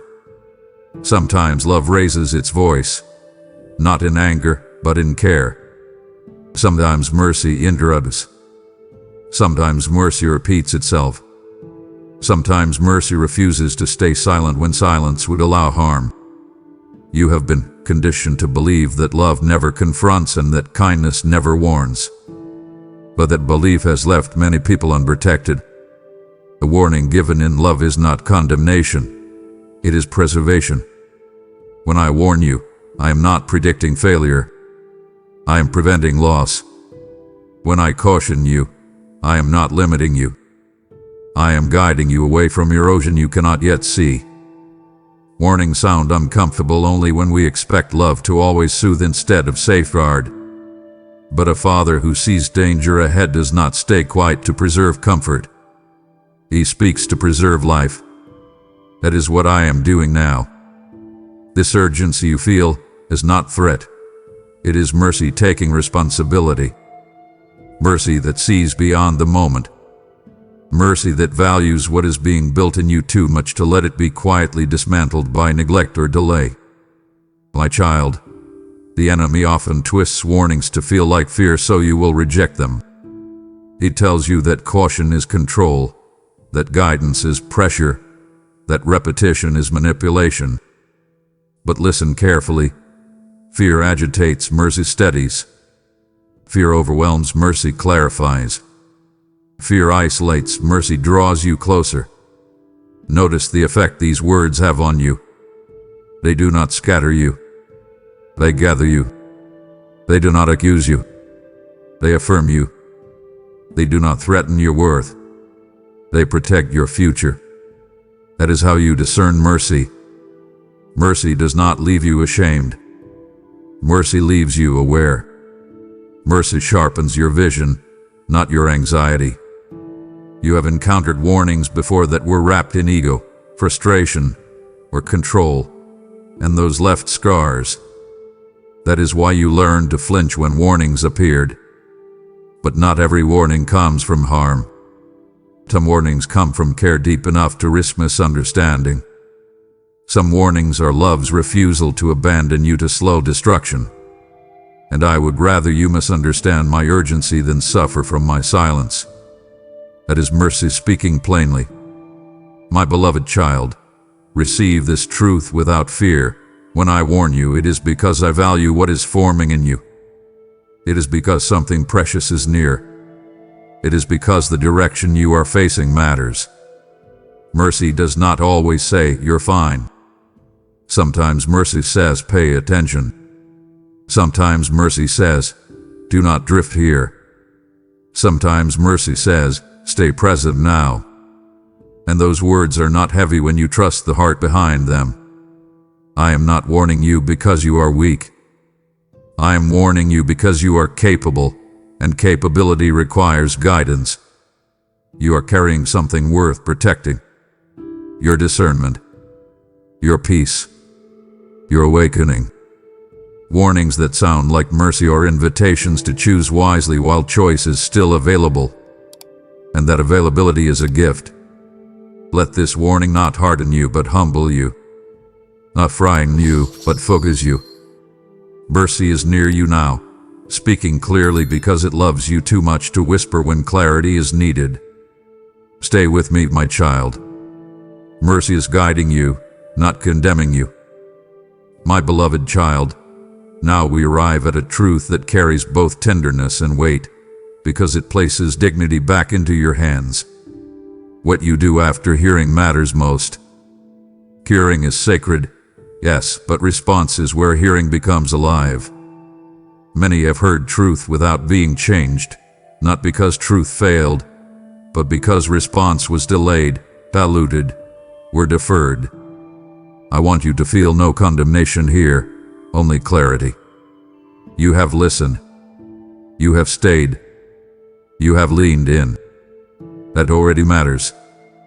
But listening is the doorway, not the destination. After the door opens, something must be done, not always outwardly, not always visibly, but inwardly, intentionally. Response does not always mean action in the world. Often it means alignment in the heart. It means allowing what you heard to reorder your priorities, recalibrate your pace, reshape your attention. This is where many falter, not out of rebellion, but out of forgetfulness. Life resumes. Noise returns. Urgency crowds the sacred. And what was once clear becomes optional. That is why I am speaking to you now, slowly and deliberately, because this moment is not meant to end with inspiration alone. Inspiration fades quickly. Alignment endures. What you do after hearing determines whether this moment becomes a memory or a marker. A memory warms briefly and then cools. A marker changes direction. I am inviting you toward the latter, not through pressure, but through presence that continues even after the words quiet. Carrying this forward does not require perfection. It requires intention. Intention says, I will not treat this as content. Intention says, I will give this a place in my life. Intention keeps the door open long enough for truth to move from sound to substance. My child, response is not measured by speed. It is measured by faithfulness. Some respond too quickly, mistaking urgency for haste. Others respond too slowly, mistaking caution for wisdom. I am guiding you into a middle way, a way of deliberate faithfulness. Ask yourself gently, what is one thing that must change because I heard this? Not 10 things. But what must be protected more carefully? What must be listened to more intentionally? What must be released because it dulls my hearing? These are not questions meant to burden you. They are questions meant to focus you. Focus transforms. Scattered attention dissipates. This is why repetition matters so much here. I repeat myself not because you are slow, but because truth deepens with return. Each time you revisit what you heard, it settles further. Each time you choose presence over distraction, you strengthen the response. Response is built through small, consistent decisions. Choosing silence over noise, choosing nourishment over novelty, choosing discernment over impulse. These decisions do not announce themselves dramatically, but they accumulate power. Over time, they shape a life that listens well. And a life that listens well chooses well. You are not being asked to do everything. You are being to do something faithful, something aligned, something intentional. My beloved, do not underestimate the power of a quiet response. The world celebrates visible reactions, public declarations, immediate results. But I celebrate alignment that happens in secret. The choice to protect your hearing. The decision to slow your pace. The resolve to not return to patterns that deafen you. These responses matter more than you know. Heaven measures faithfulness differently than the world does. Faithfulness is not loud, it is consistent. It is not flashy, it is enduring. What you do after hearing is not about proving anything. It is about allowing what you heard to live within you. Let it influence how you choose tomorrow. Let it shape what you allow near you. Let it inform how you recognize truth going forward. This moment does not need to be preserved exactly as it is. It needs to be carried forward faithfully. And you are capable of that. Stay attentive, my child. Let your response be gentle, deliberate, and real. That is where transformation takes root. My precious child, now listen with hope, because this truth reveals something ongoing, something patient, something full of promise. I am training your ear. This is not a one-time moment. This is not a single awakening that must sustain you forever on its own. This is a process. Training implies repetition, patience, refinement, and growth. No one is born discerning every sound perfectly. Discernment is learned through exposure, correction, and practice. And you are in training now, not through drills or demands, but through relationship. Each time you listen with intention, your ear becomes more sensitive. Each time you choose nourishment over noise, your discernment sharpens. Each time you stay present when distraction calls, your capacity to recognize truth grows stronger. This training is gentle, not punishing. It honors where you are while guiding you forward. I am not expecting mastery. I am cultivating familiarity. Over time, you will notice it becoming easier to tell when something is off. You will sense when words carry weight and when they are hollow. You will feel when urgency is born of care and when it is born of fear. This is not intuition alone. It is discernment being trained. And training takes time. Be patient with yourself. You are not late. You are learning. Every moment of attentive listening adds to your fluency. You are becoming bilingual in noise and truth is becoming your native language again.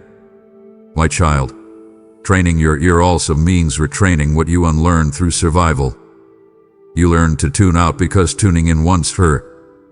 You learn to doubt your recognition because trusting it once disappointed you. Training now does not erase your past, it redeems it. It teaches you how to listen without being wounded, how to remain open without being naive, how to discern without becoming suspicious. This balance is holy, and it is being formed within you gradually. Notice how you are no longer overwhelmed by clarity. Notice how urgency no longer feels threatening. Notice how repetition no longer irritates you, but steadies you. These are signs of training taking effect. Your ear is learning rhythm. Your spirit is learning tone. Your heart is learning to trust recognition again. This is why I do not speak once and leave. I stay. I repeat. I circle back. Training happens through consistency, and consistency builds confidence. Soon, you will recognize my voice not because you strain to hear it, but because it stands out naturally. It will feel distinct without effort, familiar without confusion, steady without force. My beloved child, as this training continues, you will also become more compassionate with others. You will recognize that many people act out of what they hear repeatedly. You will see how noise shapes fear, how harshness breeds hardness, how gentleness restores. This discernment will not make you superior. It will make you wise. And wisdom carries humility. You will listen better, not only for yourself, but for others. You will know when to speak and when to remain silent, when to warn and when to wait, when to repeat and when to rest. This is the fruit of trained hearing, and it does not happen overnight. It happens moment by moment, choice by choice, presence by presence. You are already in the process, and nothing has gone to waste. Even your mishearings taught you contrast. Even your mistakes sharpen your sensitivity. I am training your ear, my child, because you are meant to live discerningly, not anxiously, not rigidly, but wisely. Stay with me. The training continues. And with each step, hearing becomes clearer, truth becomes steadier, and life becomes more aligned. My beloved child, let me speak to you with a quiet firmness now, because something sacred is happening beneath the surface of this moment. This is a moment of alignment. Not coincidence. Alignment. Alignment is when what you are hearing, what you are sensing, and who you are becoming briefly line up in the same direction. It is rare, and it is precious. Alignment does not shout. It settles. It brings a sense of rightness that is calm rather than chaotic. You may not feel excitement racing through your body, but you feel steadiness forming in your chest. That steadiness is alignment. When alignment occurs, confusion loses its grip. Competing voices fall quiet, not because they are gone, but because they no longer dominate. Your inner world begins to organize itself around truth instead of noise. That is what is happening now. Your attention, your discernment, your willingness to stay, all of these have converged in this moment. That convergence is not accidental. It is the result of many unseen decisions you made over time. Moments when you chose not to harden completely. Moments when you stayed open even after disappointment. Moments when you listened instead of numbing. Alignment is never isolated. It is always the fruit of faithfulness that went unnoticed. And now that fruit is ripe, I want you to recognize this moment not with pressure, but with gratitude. Alignment does not require you to rush forward. It asks you to remain present. It asks you to notice what is finally lining up so you do not scatter it again through distraction or haste. My child, alignment feels different from motivation. Motivation spikes and fades. Alignment stabilizes and sustains. Motivation says, I feel ready. Alignment says, I'm positioned. That positioning matters more than feelings. You may still have questions. You may still feel uncertainty about what comes next. But alignment does not remove mystery. It removes resistance. It creates a clear channel where truth can flow without obstruction. That is why this moment feels both weighty and calm. The weight comes from significance. The calm comes from coherence. You are not being pulled in opposing directions right now. You are centered. And centering is powerful. When you are centered, decisions become clearer. Boundaries become easier. Discernment becomes quieter. You do not need to force alignment. You simply need to protect it. Alignment is fragile in the sense that it can be disrupted by unnecessary noise, by rushing ahead, by inviting too many voices back into the space that has just been cleared. I am not asking you to isolate yourself.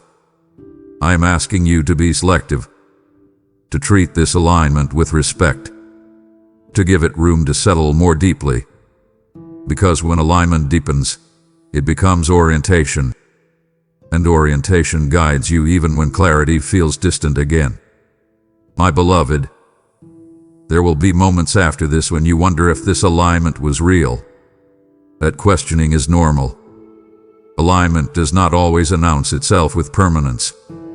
Sometimes it feels strongest in hindsight. But hear me now so you remember later. Alignment is happening. Something is lining up within you that has been disjointed for a long time. You are not imagining this. You are not overinterpreting. You are experiencing coherence. And coherence brings peace without numbing you, direction without forcing you, urgency without fear. Stay attentive. Stay gentle. Stay present. Do not rush to define what this alignment means. Let it do its work quietly. Alignment does not need explanation to be effective. It needs space. Give it space, my child. This moment matters more than you know. My precious child, now I speak to you with fatherly honesty and deep care, because this is where many moments of grace are quietly lost. Do not let this become just another sound. The world is full of sounds that pass through people without leaving a mark. Conversations that fade. Messages that inspire briefly and then disappear. Words that are consumed and forgotten. I do not want this moment to join that list in your life. Not because this moment is dramatic, but because it is formative. Formation does not happen through volume. It happens through attention and retention. Sound becomes substance only when it is received with intention. Otherwise, it dissolves back into the noise it came from.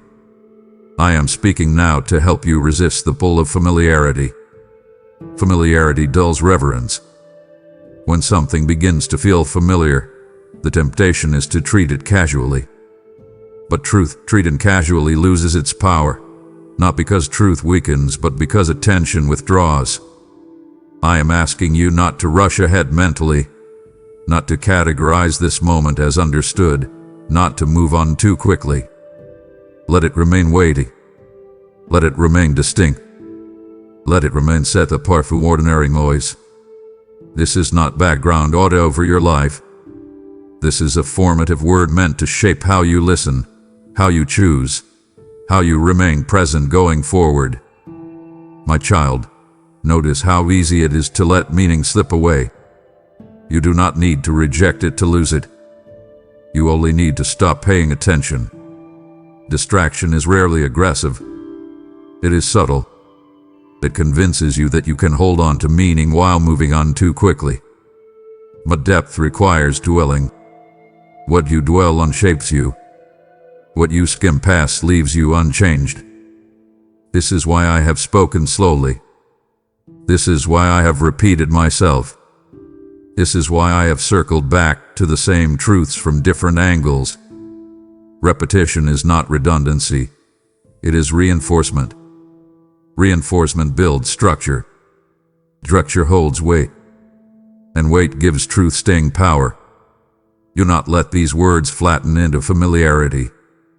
Keep them alive by returning to them inwardly. By asking yourself what they are inviting you to protect. By noticing when you are tempted to return to old patterns of noise and choosing differently, even once. These small acts keep this moment from dissolving. They transform it from sound into seed. My beloved child, I am not asking you to remember every word. I am asking you to remember the weight, the seriousness without fear, the clarity without pressure, the steadiness without force. Remember how this felt. That memory will guide you when noise rises again. It will remind you that there is another way to listen, another way to live, another way to remain present. This does not need to be dramatic to be decisive. Quiet decisions often shape lives more than loud declarations. Do not let this become just another sound. Let it remain a reference point, a marker, a reminder of what truth feels like when it is near. Stay with me, my child. We are nearing the end, but what is being formed here is meant to last. My beloved child, let me speak to you now with a gentleness that carries certainty, because this is something your spirit already knows, even if your mind has not yet caught up. You will remember this moment. Not necessarily every word, not every phrase, not every detail, but you will remember the weight of it.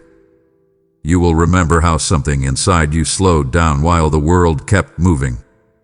You will remember how your attention settled instead of scattered. You will remember how truth did not rush you but stayed with you. This moment will return to you later, unexpectedly, quietly, faithfully.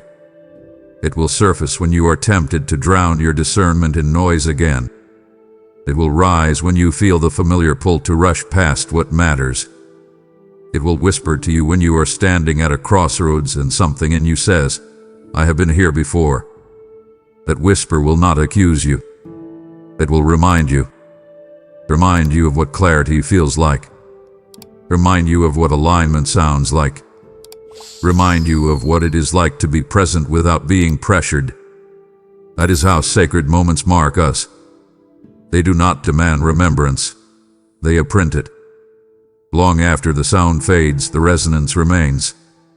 And that resonance becomes guidance. You are not just passing through this moment. It is passing into you. My child, memory is not merely mental. Some memories live in the body. Some memories live in the spirit.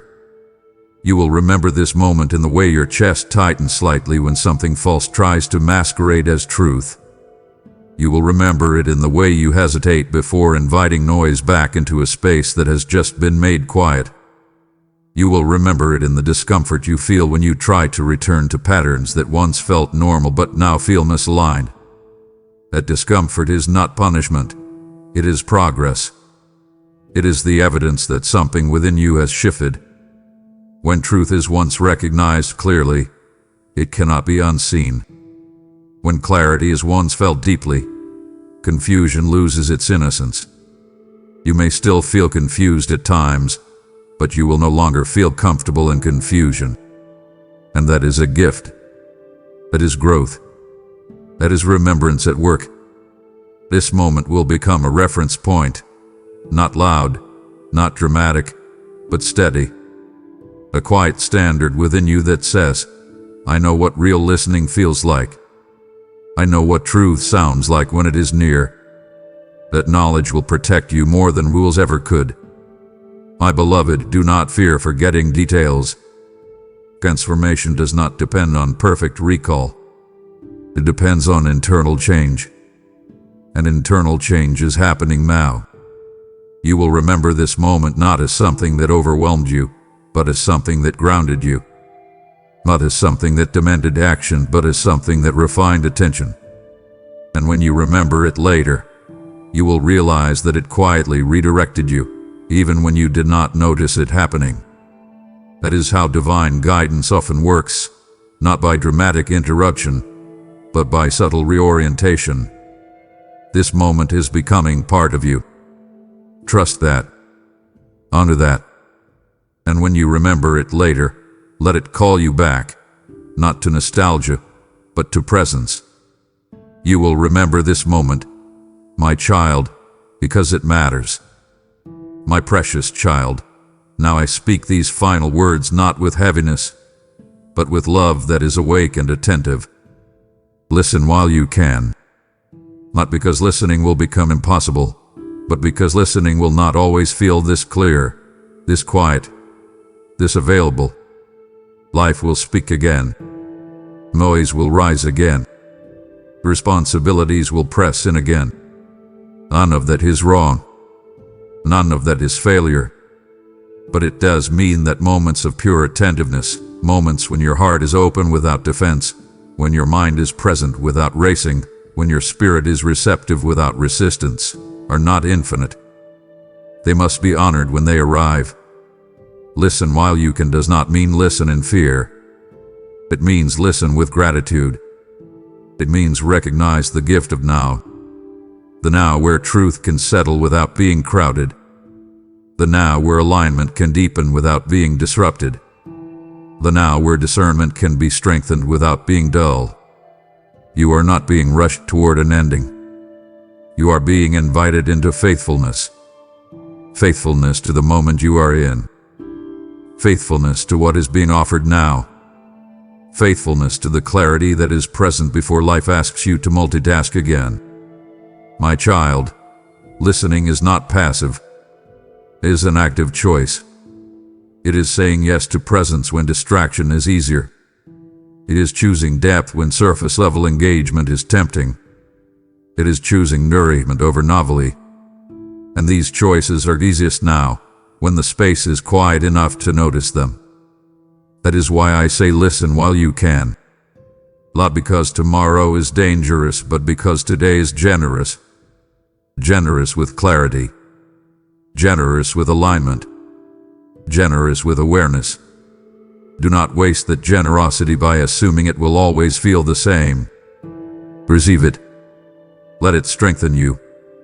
Let it prepare you for the moments ahead when listening will require more intention. What you build in stillness will sustain you in motion. What you receive in quiet will guide you in noise. Listening now is not just for now, it is for later. It equips you. It fortifies you. It grounds you so that when urgency returns, you are not swept away by it. My beloved child, I am not leaving you. This is not an ending. This is ascending. Not into action, but into attentiveness that continues. Carry this posture forward. Carry this listening forward. You do not need to recreate this moment exactly. You need to honor what it awakened in you. Let your ears remain guarded. Let your heart remain responsive. Let your attention remain intentional. And when you feel the pull to rush, remember how it felt to stay. When you feel the temptation to drown truth in noise, remember how life-restoring sound felt in your spirit. Listen while you can, my child, not because time is cruel, but because time is precious. And you are learning how to honor it wisely. Stay present. Stay listening. What has begun here is meant to carry you forward.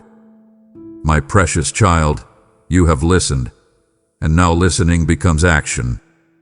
What you have received was not only for you. It was fire meant to be carried, light meant to travel, a river meant to reach dry places. I speak this to you now. Freely you have received. Freely give, and I will cause your offering to return pressed down, shaken together, and overflowing. When you give, you help guard this sound so others may hear while they still can. This is how you honor time, by sowing into what outlives the moment. I bless the hands that move when I speak, and I establish favor around their obedience. Give now through Super Thanks, membership, or PayPal. The PayPal link is in the video description, and do it now, my child. Act, sow, and obey. My beloved child, do not let this moment pass without sealing it in faith. If this word reached your heart, declare it now by commenting, I choose to listen before it's gone. Let your words be a witness. Write, my ears are open to truth as a sign that you will not return to the noise. This is not about a comment. It is about alignment, agreement, and remembrance. Speak it, claim it, and let heaven mark this moment as one you did not ignore. And after you have spoken it, allow the noise around you to lose its hold. A heart that chooses to listen must also choose to slow down. What you have declared has opened space for my voice to reach you more clearly than before. This is not a moment to rush past, but one to step fully into with awareness. So release the distractions in your hands and steady your spirit, because I am already drawing near to speak. I am calling you right now, in this very second, because your life is moving too fast for you to hear what matters. I want you to stop. I am commanding you to drop the heavy weight of your phone, to push away the stack of bills on your desk, and to ignore the constant pings of a world that wants to steal your soul. You are living in a time where everything is designed to keep you deaf to my voice, but I am breaking through that static today. I am choosing this exact moment to reach out to you because I know how exhausted you are from the noise. You feel that pressure in your chest, don't you? You feel that nagging sense that you are missing something vital despite being connected to everyone else. I am here to tell you that what you are missing is me.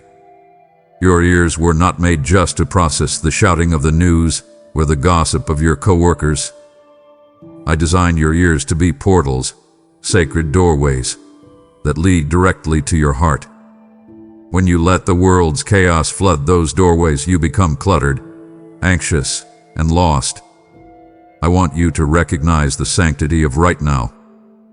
This is not just another video or another piece of content you are consuming. This is a divine appointment that I have set for you before the foundations of the world were even laid.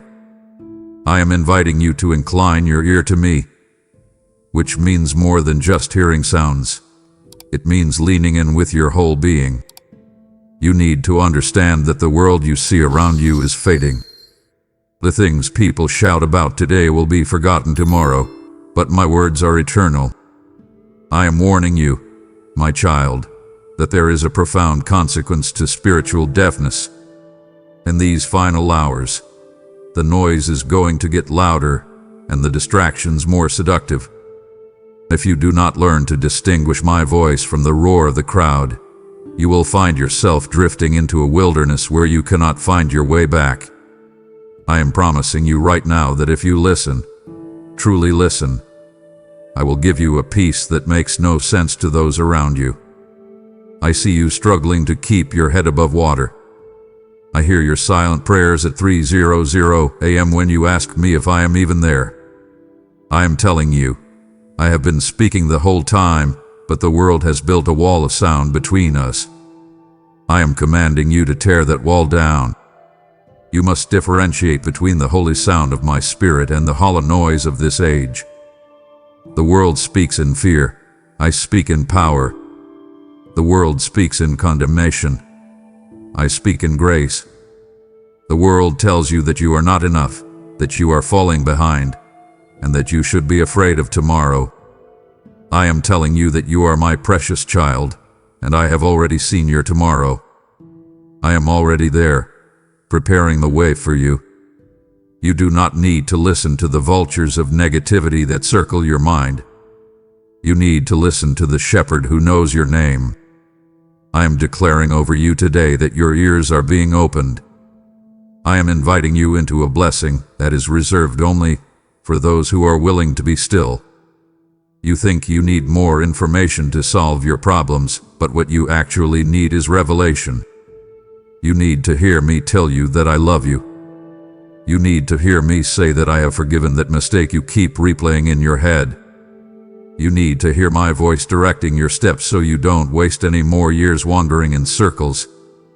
Listen to me today, before the opportunity slips away. I am the God who speaks, and I am speaking directly to you. Do you hear me? Can you feel my presence wrapping around you like a warm blanket in a cold room? I am here. I am involved. I am speaking.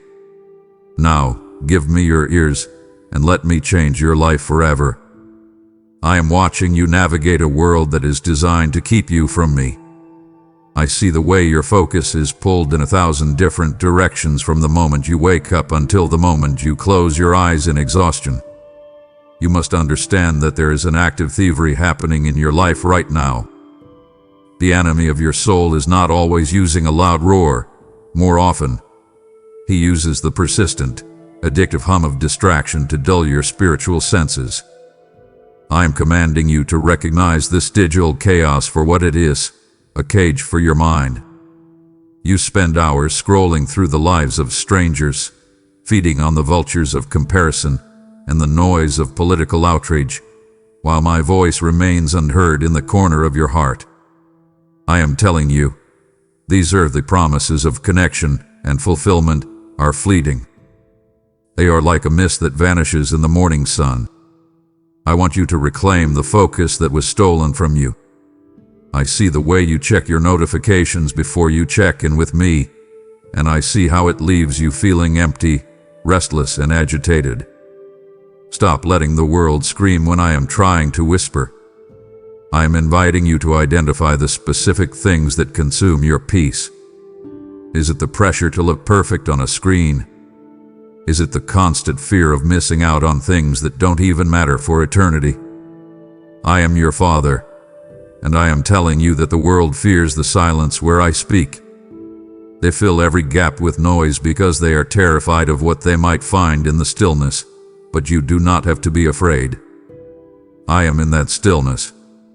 I am commanding you to protect your gates, your eyes, and your ears. from the discord of the enemy. When you allow every opinion, every rumor, and every piece of bad news to flood your mind, you are leaving your home undefended. I am promising you that I will help you build a wall of discernment. You need to say no to the demands of the digital age so you can say yes to the intimacy of my presence. I know the specific struggles you face at your job, the way you feel you have to perform and keep up with a pace that is killing your spirit. I see the unspoken tensions in your family where everyone is in the same room but no one is truly listening. I am here to be the anchor in your storm. I am declaring that the vultures of anxiety have no right to your mind. I am your God, and I have given you a spirit of power, love, and a sound mind. You feel the knot of tension in your neck right now. That is the physical manifestation of the world's weight. Let it go. I am inviting you to step out of the frantic stream of modern life and into the cool, quiet waters of my grace. I will give you back your ability to think clearly and feel deeply. I will restore the peace that was snatched away by the constant pings of your devices. You belong to me, not to an algorithm. Trust me when I say that nothing on that screen is more important than what I have to tell you right now. I created you with an intricate design, and that design includes the ability to resonate with the frequency of truth. You were made in my image, which means your soul has a natural ear for the divine. However, I see how the sins of the past and the compromises of the present have acted like a thick wax, blocking your ability to hear me clearly. I am commanding you today to come to me for a spiritual cleansing. You cannot hear my instructions when your heart is hardened by bitterness or clouded by hidden shame. I see the things you try to hide from me, the small dishonesties and the quiet resentments that you carry around like stones in your pockets. I am telling you, these things act as a barrier to my divine frequency. I am inviting you to lay them at my feet. I am not here to condemn you. I am here to clear the line so we can talk. I want you to understand the power of hearing what is not spoken aloud. There is a language of the Spirit that goes beyond words. It is a knowing, a deep intuition that comes when you are in sync with my heart. I am calling you to consecrate your hearing for my kingdom's work. Imagine the miracle of the opened ear in the scriptures. The way I touched the deaf and they could suddenly hear the birds singing and the voices of their loved ones. I want to do that for your spirit today. I want to open your ears so you can hear the needs of the person standing next to you in the grocery store. I want you to hear the pain behind someone's smile. I want you to hear my promptings telling you to stop and pray, or to give, or to simply be still. When you improve the clarity of your heart, the clarity of your ear follows. I see the fear you have about the future, wondering if you are making the right decisions for your career and your children. You feel like you are walking through a fog. I am telling you, the fog isn't the problem, the connection is. I am promising to be the voice behind you saying, "This is the way, walk in it." But you must be willing to tune your ear to me. Stop seeking the wisdom of the world that changes with the wind. Start seeking the eternal resonance of my word. I am declaring that as you cleanse your heart through repentance and surrender, your spiritual hearing will become razor sharp. You will begin to notice my hand in the coincidences of your life. You will feel my nudge when you are about to walk into a trap. I am your Father, and I want you to be so familiar with my voice that you can hear it even in the busiest of rooms. Breathe in my presence now. Let the Holy Spirit wash over your mind, removing the discord of sin and the static of doubt. You are being retuned to the frequency of heaven. I am speaking to you with a sense of urgency because there is a spiritual law you must understand. Use it or lose it. I have given you a season of grace to hear my voice, but I am warning you that the echo of my word will not linger forever if you continue to ignore it. I see the way you have treated my promptings as optional suggestions rather than divine commands. I see the times I have whispered to your heart to change your path, to let go of that toxic habit, or to forgive that person, and you have chosen to stay deaf. I am telling you, a hardened heart eventually leads to closed ears. If you keep turning down the volume of my spirit, you will eventually find yourself in a silence that you cannot break on your own. I am inviting you to cherish my word today, while it is still called today. Do not wait until the night comes to seek my counsel. I see many people who only want to hear from me when their world is falling apart, but by then, the noise of their crisis is so loud they can't distinguish my voice from their own panic. I want you to recognize this season of grace for what it is. I am giving you the opportunity to build a foundation of hearing now, so that when the storms of life hit, and they will hit, you will already know exactly what I am saying. I am commanding you to keep the lamp of discernment lit within you. Don't be like the ones who wait too long, wandering in the dark, begging for a word when they spent years ignoring the thousands of words I had already spoken. I see your anxiety about tomorrow, but the answer for tomorrow is hidden in your obedience to what I am saying right now. I am promising you that if you value my voice above all others, I will never leave you without direction. But you must treat my voice as the treasure it is. Imagine a parent trying to warn a child of a danger they cannot see, only for the child to put their hands over their ears. That is how it feels when I try to guide you and you choose the distractions of the world instead. I am your God, and I see the end from the beginning.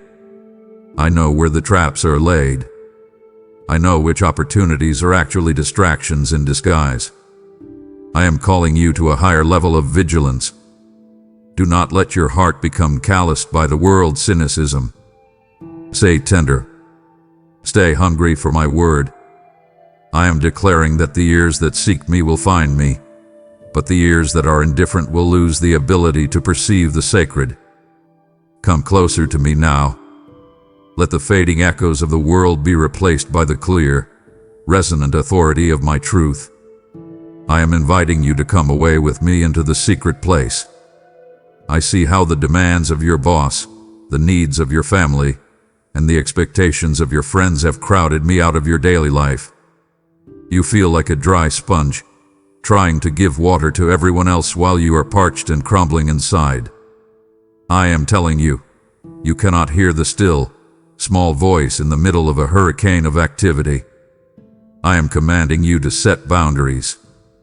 You must learn to say no to the world so you can have a yes for me. I want you to create a sanctuary within your own mind, a closet where you can shut the door on the opinions of men and the pressures of society.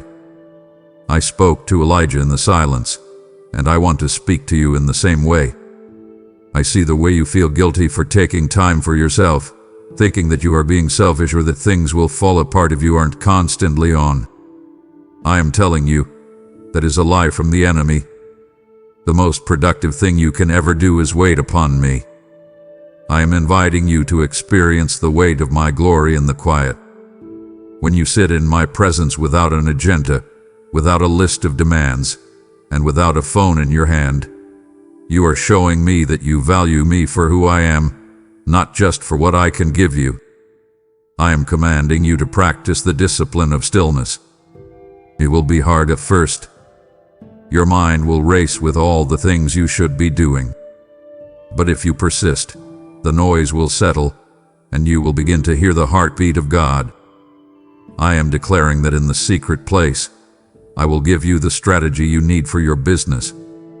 In the secret place, I will give you the patience you need for your children. In the secret place, I will heal the wounds that you've been trying to cover with busyness. I see the deep breath you take before you walk into your house after a long day. I want that breath to be a connection to me. I am promising to be your refuge and your strength. You don't have to carry the world on your shoulders. That's my job. Your job is to stay connected to the source. Do you hear it? The whisper in the silence.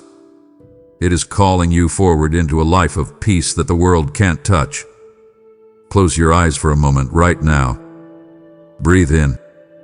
I am here. You are safe. The world can wait. I have things to tell you that only the quiet can carry. Do not turn away now, my beloved, for my heart would be deeply grieved if you retreated into the noise just as I am beginning to unveil the secrets of my love to you. I have waited an eternity for this quiet moment with you. Do not disappoint my longing by letting the world steal you back before I am finished. To walk away now would be to leave my words hanging in the air, unheard and uncherished, and it would wound me to see you choose the world's chaos over my company. Stay with me, for the most vital parts of our conversation are still to come, and I cannot bear to see you miss the breakthrough I have prepared for your soul. I am your shepherd, and I want you to have the absolute confidence that you can recognize my voice. I see how you struggle with confusion, wondering if a thought is from me, from yourself, or from the enemy. You find yourself paralyzed by what-ifs, fearing that you might make a mistake and step out of my will. I am telling you, my sheep know my voice, and a stranger they will not follow. If a voice in your head is harsh, condemning, or pushes you into a state of panic, it is not mine. My tone is one of peace, love, and correction that leads to life, not shame. I am commanding you to compare every thought against the written truth of my word. If it contradicts my character, throw it out immediately. I am inviting you to tune out the accusations of the adversary. He is the accuser of the brethren, and he loves to whisper lies about your worth and your past. He reminds you of the person you used to be. I remind you of the child you have become in me. I see the way you replay your failures over and over. I am telling you to stop. It is the voice of a stranger. My voice says, your sins are forgiven. Go and sin no more. My wisdom is pure and peaceable. It doesn't cause confusion. It brings clarity. I am promising you that as you spend more time in my word and in prayer, the accent of my spirit will become unmistakable to you. You will know my leadings not just in your head, but in your very bones. I am commanding you to confirm my leadings through the peace that I provide. If you are about to make a big move and you feel a check in your spirit, a lack of peace, don't ignore it. That is my hand on your shoulder, telling you to wait.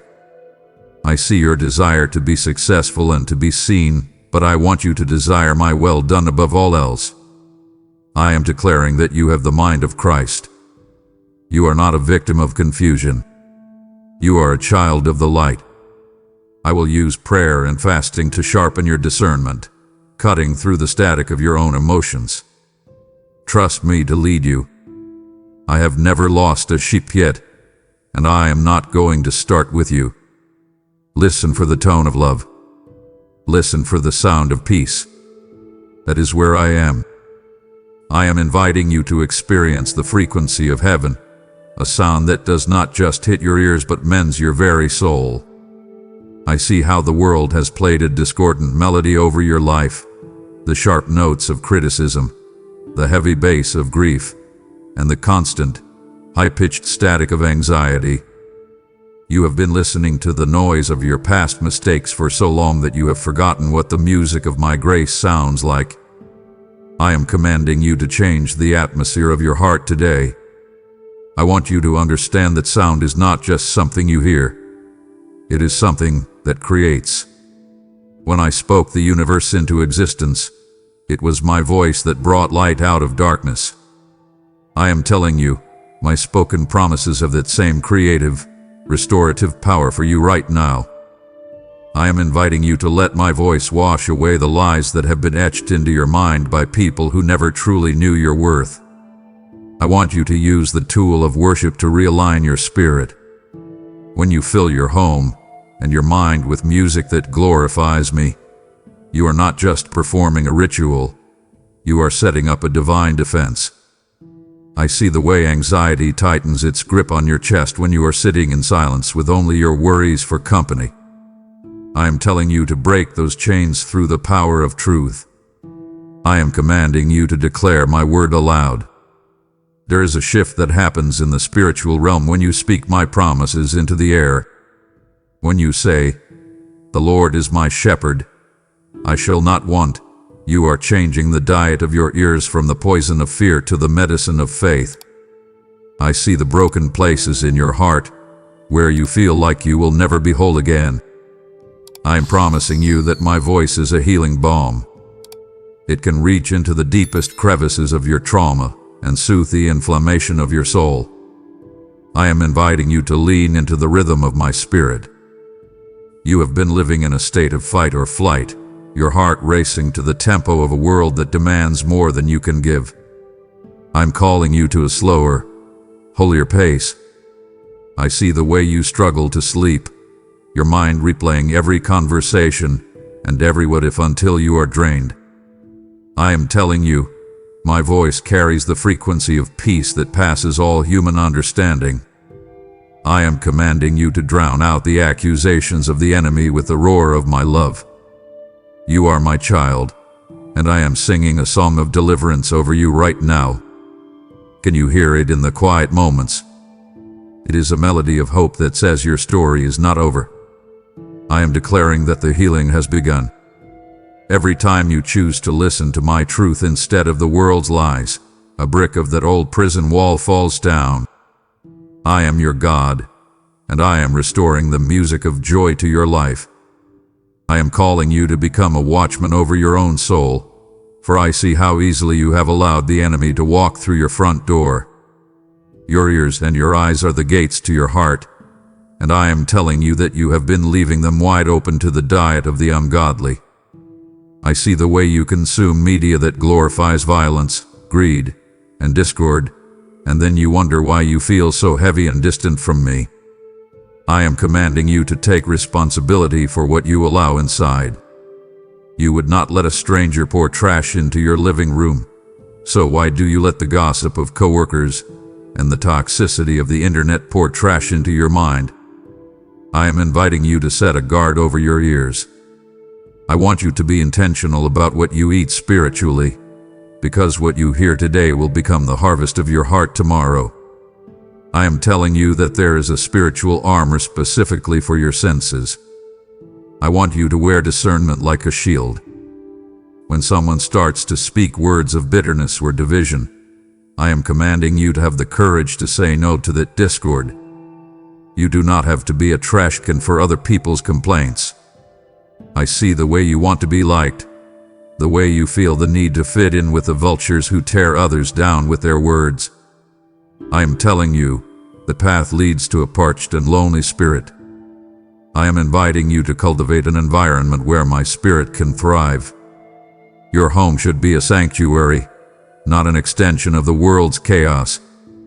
I am promising you that when you filter out the noise of the ungodly, my voice will become louder and clearer than you ever imagined. I see the secret struggle you have with the things you watch and listen to when no one else is around. You think it doesn't matter, but I am telling you that every sound leaves a footprint. I am calling you to a higher standard of holiness, not to restrict you, but to protect you. I want your heart to be fertile soil, but the weeds of the world are choking out the seeds of my word. I am commanding you to weed the garden of your mind today. Turn off the shows that spark lust or fear. Walk away from the conversations that stain your integrity. I am declaring that as you guard your gates, a new strength will rise within you.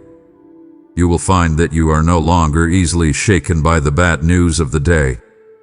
You will have a built-in alarm system that alerts you when a lie is trying to enter. I am your Father, and I want you to be pure, because the pure in heart are the ones who see and hear me. Stay vigilant, my beloved. Your peace is worth the boundary.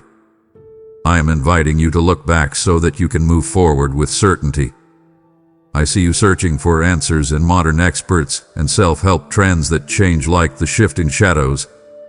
You are looking for something new to fix your soul, but I am telling you to return to the ancient paths where the good way lies. I am calling you to the foundations of the early church, to the desert fathers who knew the value of silence, and to the generations of saints who heard my voice through the fire and the storm. I am commanding you to honor the wisdom of those who walked with me long before you were born. There is a timelessness to my message that the world tries to bury under the noise of progress, but I am the same yesterday, today, and forever. I am inviting you to stand firm on the rock of unchanging truth. I see the way you feel lost in this rapidly changing world, where the definitions of right and wrong seem to flip every single day. It leaves you feeling dizzy and insecure. I am telling you, my word is the anchor that does not move. I want you to find comfort in the traditional hymns and the sacred liturgy that have carried my children through centuries of trial. These are not just old songs. They are vehicles of my presence that have been tested in the furnace of history. I am commanding you to stop being blown about by every wind of new doctrine. I see your desire for relevance, but I am telling you that nothing is more relevant than the eternal. I am inviting you to sit at the feet of the ancients. Read the words of those who suffered for their faith and still found reasons to sing my praise. I am promising you that as you return to these foundations, you will find a stability that the world cannot offer. I am declaring that the ancient paths are not dusty or dead. They are paths of life and power. I see the pressure you feel to keep up with the modern way of thinking, but I am telling you that human nature hasn't changed, and neither has my remedy for it.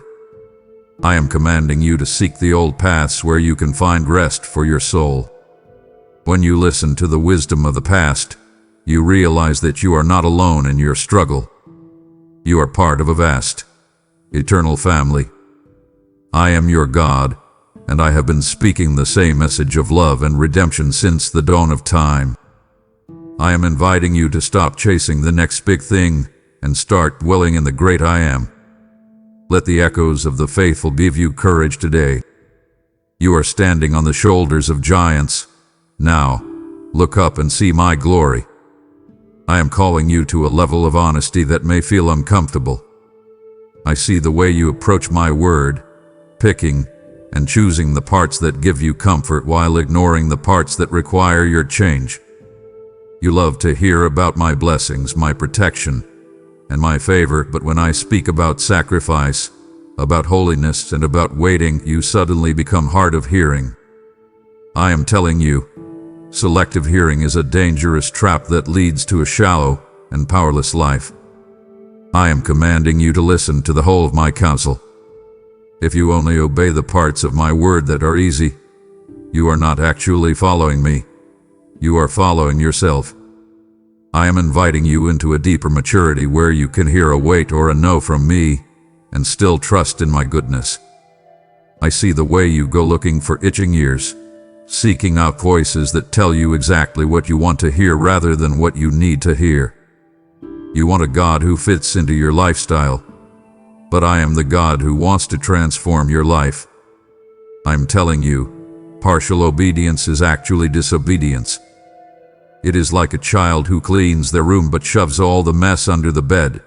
The surface looks fine, but the rot remains. I am commanding you to surrender your will to the authority of my voice. I see the fear you have that if you give me total control, you will miss out on something. I am telling you, the only thing you will miss out on is the pain of your own mistakes. I am inviting you to have the courage to hear my correction. When I point out a flaw or a sin in your life, it isn't to shame you, it's to heal you. I am promising you that the reward for the faithful who hear and act is a life of unshakable peace. I am declaring that as you stop filtering my voice through your own desires, you will experience a clarity you've never known. You won't have to wonder if you are in my will, because my will be the very air you breathe. I see the struggle you have with that one specific area of your life you are holding back from me. You know the one. I am telling you, let it go. Listen to my promptings in that area today. I am your Father, and I only want what is best for you, even when best looks like a difficult no right now. I am inviting you to be a doer of the word, not just a hearer. Close the gap between what you know and what you do. I'm here, holding your hand, ready to help you take that step of total surrender. I see you standing at the threshold of a new level of obedience, having moved past the peril of selective hearing to embrace the fullness of my counsel. Because you have tuned your heart to the frequency of my truth, I am inviting you now to participate in the movement of my spirit across the earth. Your ears have heard the call, and now I am asking you to be the hands that carry this fire to the weary souls still trapped in the silence of despair. I am inviting you to sow a seed of support through the links below, whether through a super thanks or a direct gift, to ensure that my word continues to roar louder than the world's discord. I am declaring that as you give, you are not merely moving currency. You are releasing a river of life that will reach those who are starving for this divine manna. I will honor your faithfulness by opening the windows of heaven, pouring out a blessing of clarity and abundance that your storehouses cannot contain. I am promising to protect your harvest from the vultures of lack because you have prioritized the advancement of my kingdom. Do not hesitate in this divine appointment. Act now, and let your seed become a shout of victory in the ears of the broken. I am watching you closely, and it would weigh heavy on my spirit if you stopped listening now, choosing the comfort of your own thoughts over the transformation I am offering. Do not harden your heart by walking away mid-sentence. To do so would show a lack of reverence for the very breath I am using to speak your name. It would disappoint me greatly to see you settle for partial truths when I am ready to pour out the fullness of my wisdom upon you. I am inviting you to show me that you value my voice more than your time. Stay present, for my heart yearns to see you finish this journey, and it would be a tragedy for you to remain in the dark when the light is so close. I am inviting you to become a living song. I want your life to be so in sync with my rhythm that you radiate a peace that passes all understanding, even in the middle of a chaotic world. When you spend time in my presence, listening to my heart, you begin to resonate with me. It's like two instruments tuned to the same pitch. When I move, you move. I am telling you, your hearing directly affects your speech and your walk. If you are listening to the world, your words will be full of fear and your steps will be hesitant. But if you are listening to me, your words will carry life and your walk will be full of authority. I am commanding you to align your frequency with mine today. Stop living out of tune with your Creator. I see the way people look at you when you are under pressure. They are watching to see if the God you talk about makes a difference in your reality. I am inviting you to show them. When you live in harmony with heaven, you become a conduit for my voice to others. You don't just speak about me, you speak for me. I am telling you, there is a beauty in a soul that is in sync with the Spirit. You begin to move with a grace that isn't your own. I see the unspoken tensions you walk into at your office or in your neighborhood. I am calling you to be the one who shifts the atmosphere. I am commanding you to be the harmony in a room full of discord. I am promising you that as you stay in this state of resonance, I will give you words that you didn't even know you had. You will speak to people's hidden pain and give them hope they didn't know existed. I am declaring that you are a vital part of the body of Christ. You are not a solo act, you are part of a grand symphony. But if you aren't listening to the conductor, you will throw off the whole arrangement. I am inviting you to find your place in my rhythm. I see your desire to be significant, and I am telling you that true significance is found in being exactly where I called you to be. I am commanding you to let go of the striving and the trying to be someone else. Just be mine. Listen to my beat. I am promising to lead you into a life of impact that feels effortless, because it is flowing out of our relationship. You feel that? The alignment. It is the feeling of coming home. I am your God, and I am singing over you. Now, let your life sing back to me. I am calling you to look up from the ground and see the horizon, for the atmosphere of this world is changing rapidly. I see the way you go about your daily routine, perhaps feeling a strange stirring in your spirit, a sense that things cannot continue as they are. I am telling you, these are the signs of the times written in the very air you breathe. You must understand that we are in a final hour, a window of time where every second counts for eternity. I am commanding you to wake up from your spiritual slumber. Do not be like those who see the clouds gathering but refuse to believe the rain is coming. I see the distractions that keep you occupied, the trivial debates, the endless pursuit of entertainment, and the focus on things that will burn away in the heat of my glory. I am inviting you to focus on the eternal while the temporal fades before your very eyes. I am telling you that everything that can be shaken is being shaken right now. I see the instability in the world systems, the shaking of economies, and the trembling of human hearts filled with fear. I am commanding you to anchor yourself in the unshakable kingdom. Your spiritual survival in these coming days depends entirely on your ability to hear my voice. If you are relying on your own intellect or the consensus of the crowd, you will be swept away by the flood of dissection that is covering the earth. I am inviting you to be sober and vigilant. I see the way the midnight cry is beginning to echo through the spiritual realm. The bridegroom is coming, and I am asking you, is your lamp full? Is your ear tuned to the sound of my return? I am promising you that those who are watching and listening will not be caught by surprise. I will give you the discernment to see through the darkness and the strength to stand when everyone else falls. I see the pressure you feel to compromise, to blend in, and to quiet your faith so you don't offend a world that hates the truth. I am commanding you to be bold. This is not the time for half-hearted devotion or selective hearing. I am telling you that the vultures of this age are hungry for your soul, trying to peck away at your conviction until nothing is left. I am inviting you to let my voice be the only roar you heed. I am promising to protect my own in the midst of the shaking. I see your worry about your children's future and the state of the world they are inheriting.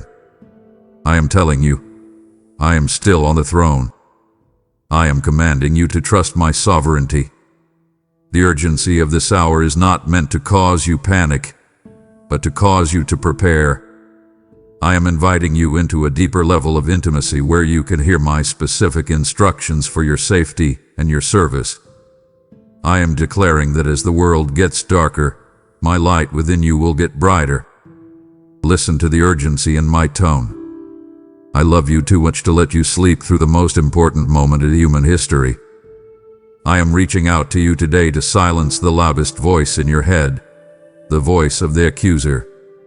I see the way you carry your past like a heavy chain, dragging it into every new day I give you. You hear the echoes of your mistakes, the whispers that tell you that you are a hypocrite, that you are unworthy, and that you have exhausted my mercy. I am telling you, that is not my voice. I am commanding you to hear my voice of mercy over the roar of your shame. I am inviting you to look at the cross and see the blood of the Lamb that speaks a better word than the word of your failures. My blood doesn't just cover your sins, it washes them away as if they never existed. I am commanding you to accept the full pardon I have offered you. Stop trying to pay for a debt that I have already cleared. I see the way you shrink back from me when you've had a bad day or when you've fallen into that old habit again. You think you need to clean yourself up before you can listen to me. I am telling you, I am the one who does the cleaning. I am inviting you to sit in my presence exactly as you are. I want to silence the echoes of your past mistakes. I see the specific memory that haunts you, the one that makes you feel like a failure as a parent, a spouse, or a friend.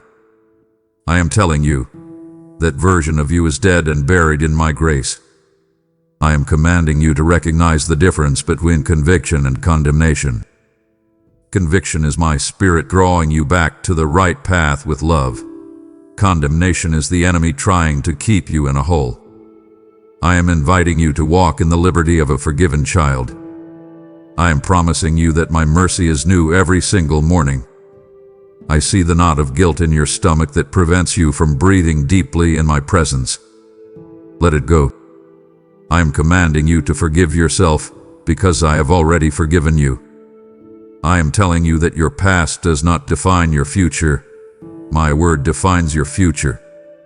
I am inviting you to listen to my declarations over you. You are chosen. You are redeemed. You are mine.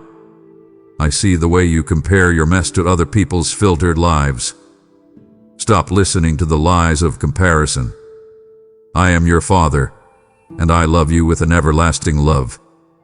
I am promising that as you listen to my truth, the chains of shame will simply fall off. You don't have to work for it, you just have to receive it.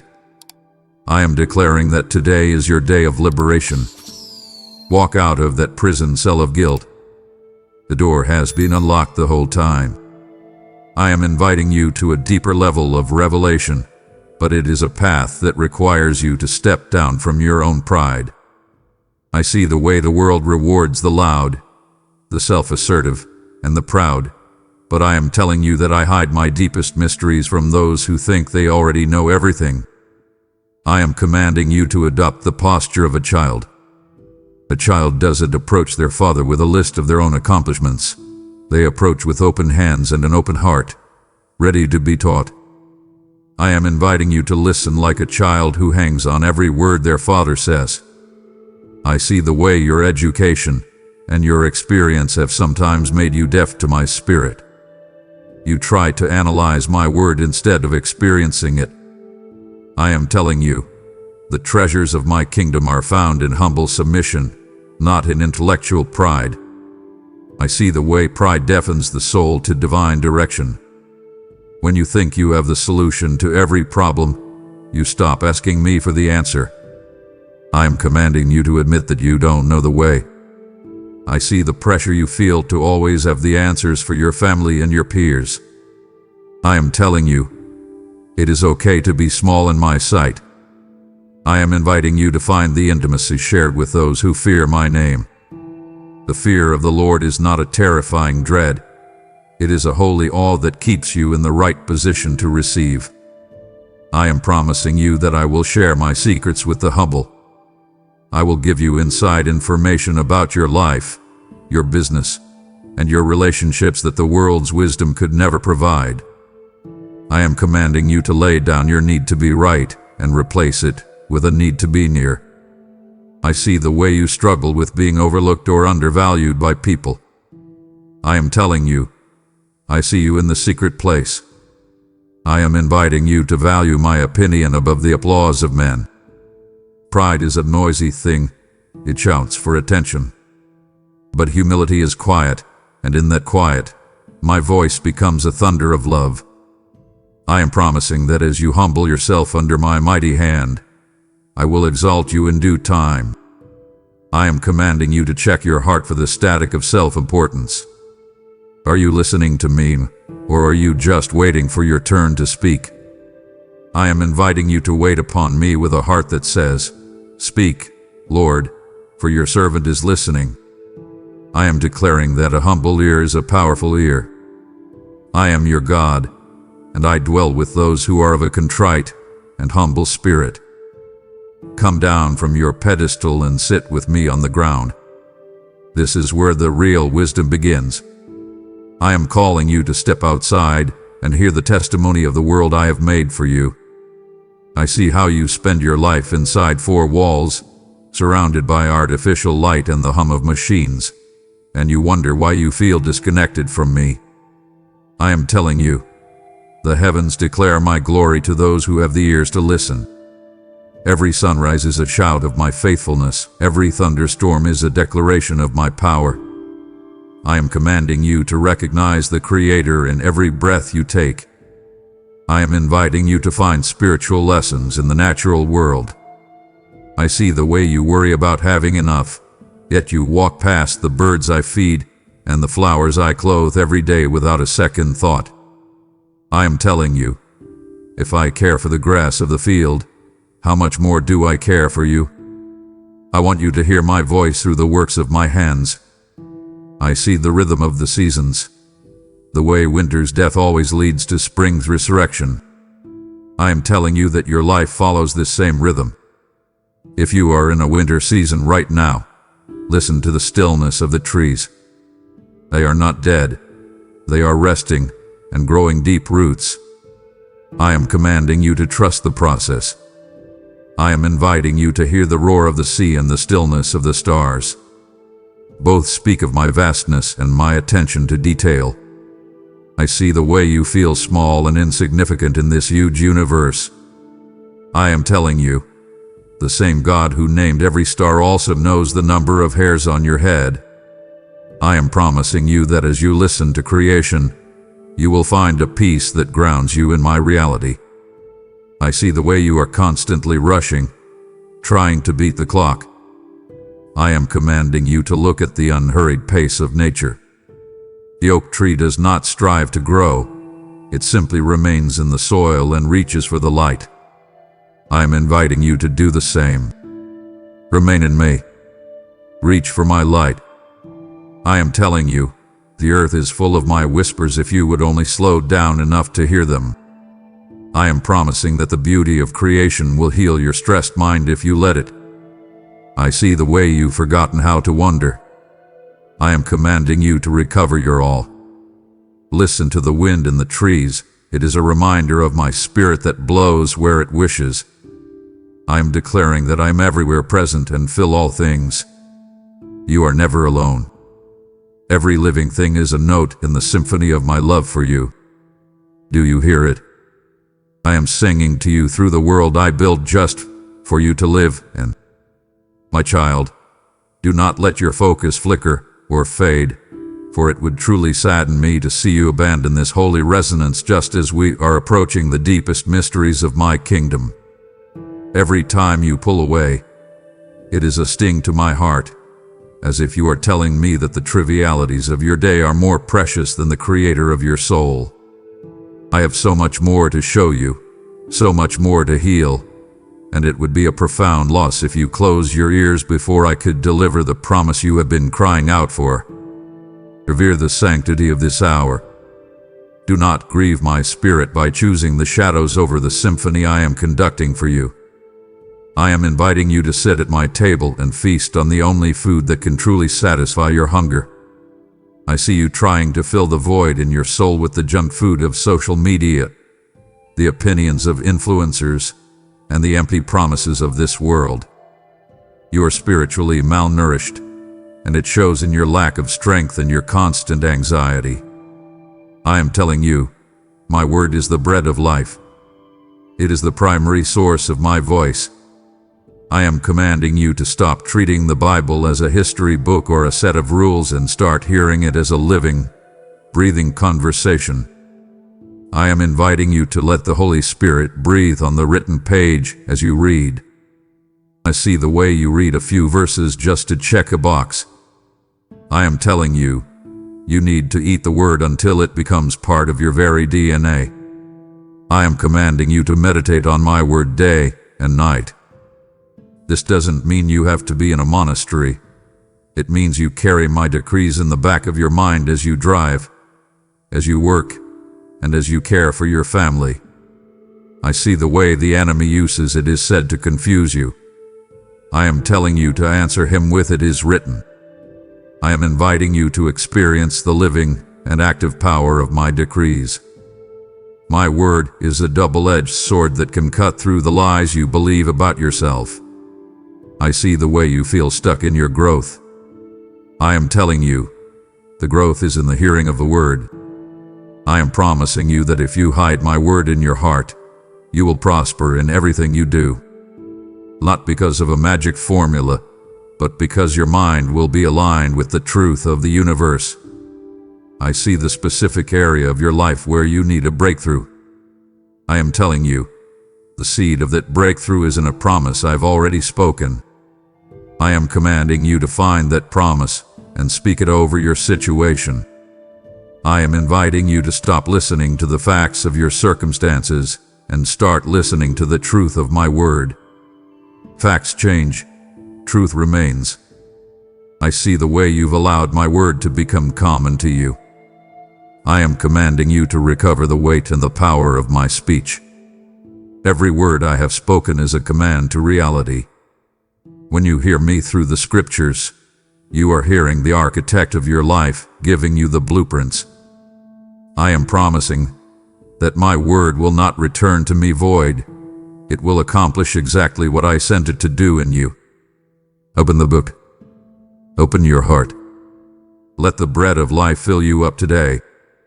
You've been hungry for too long. I'm calling you to stand tall in a world that is constantly trying to bend you to its will. I see the way you look for validation in the eyes of people who don't even know their own hearts.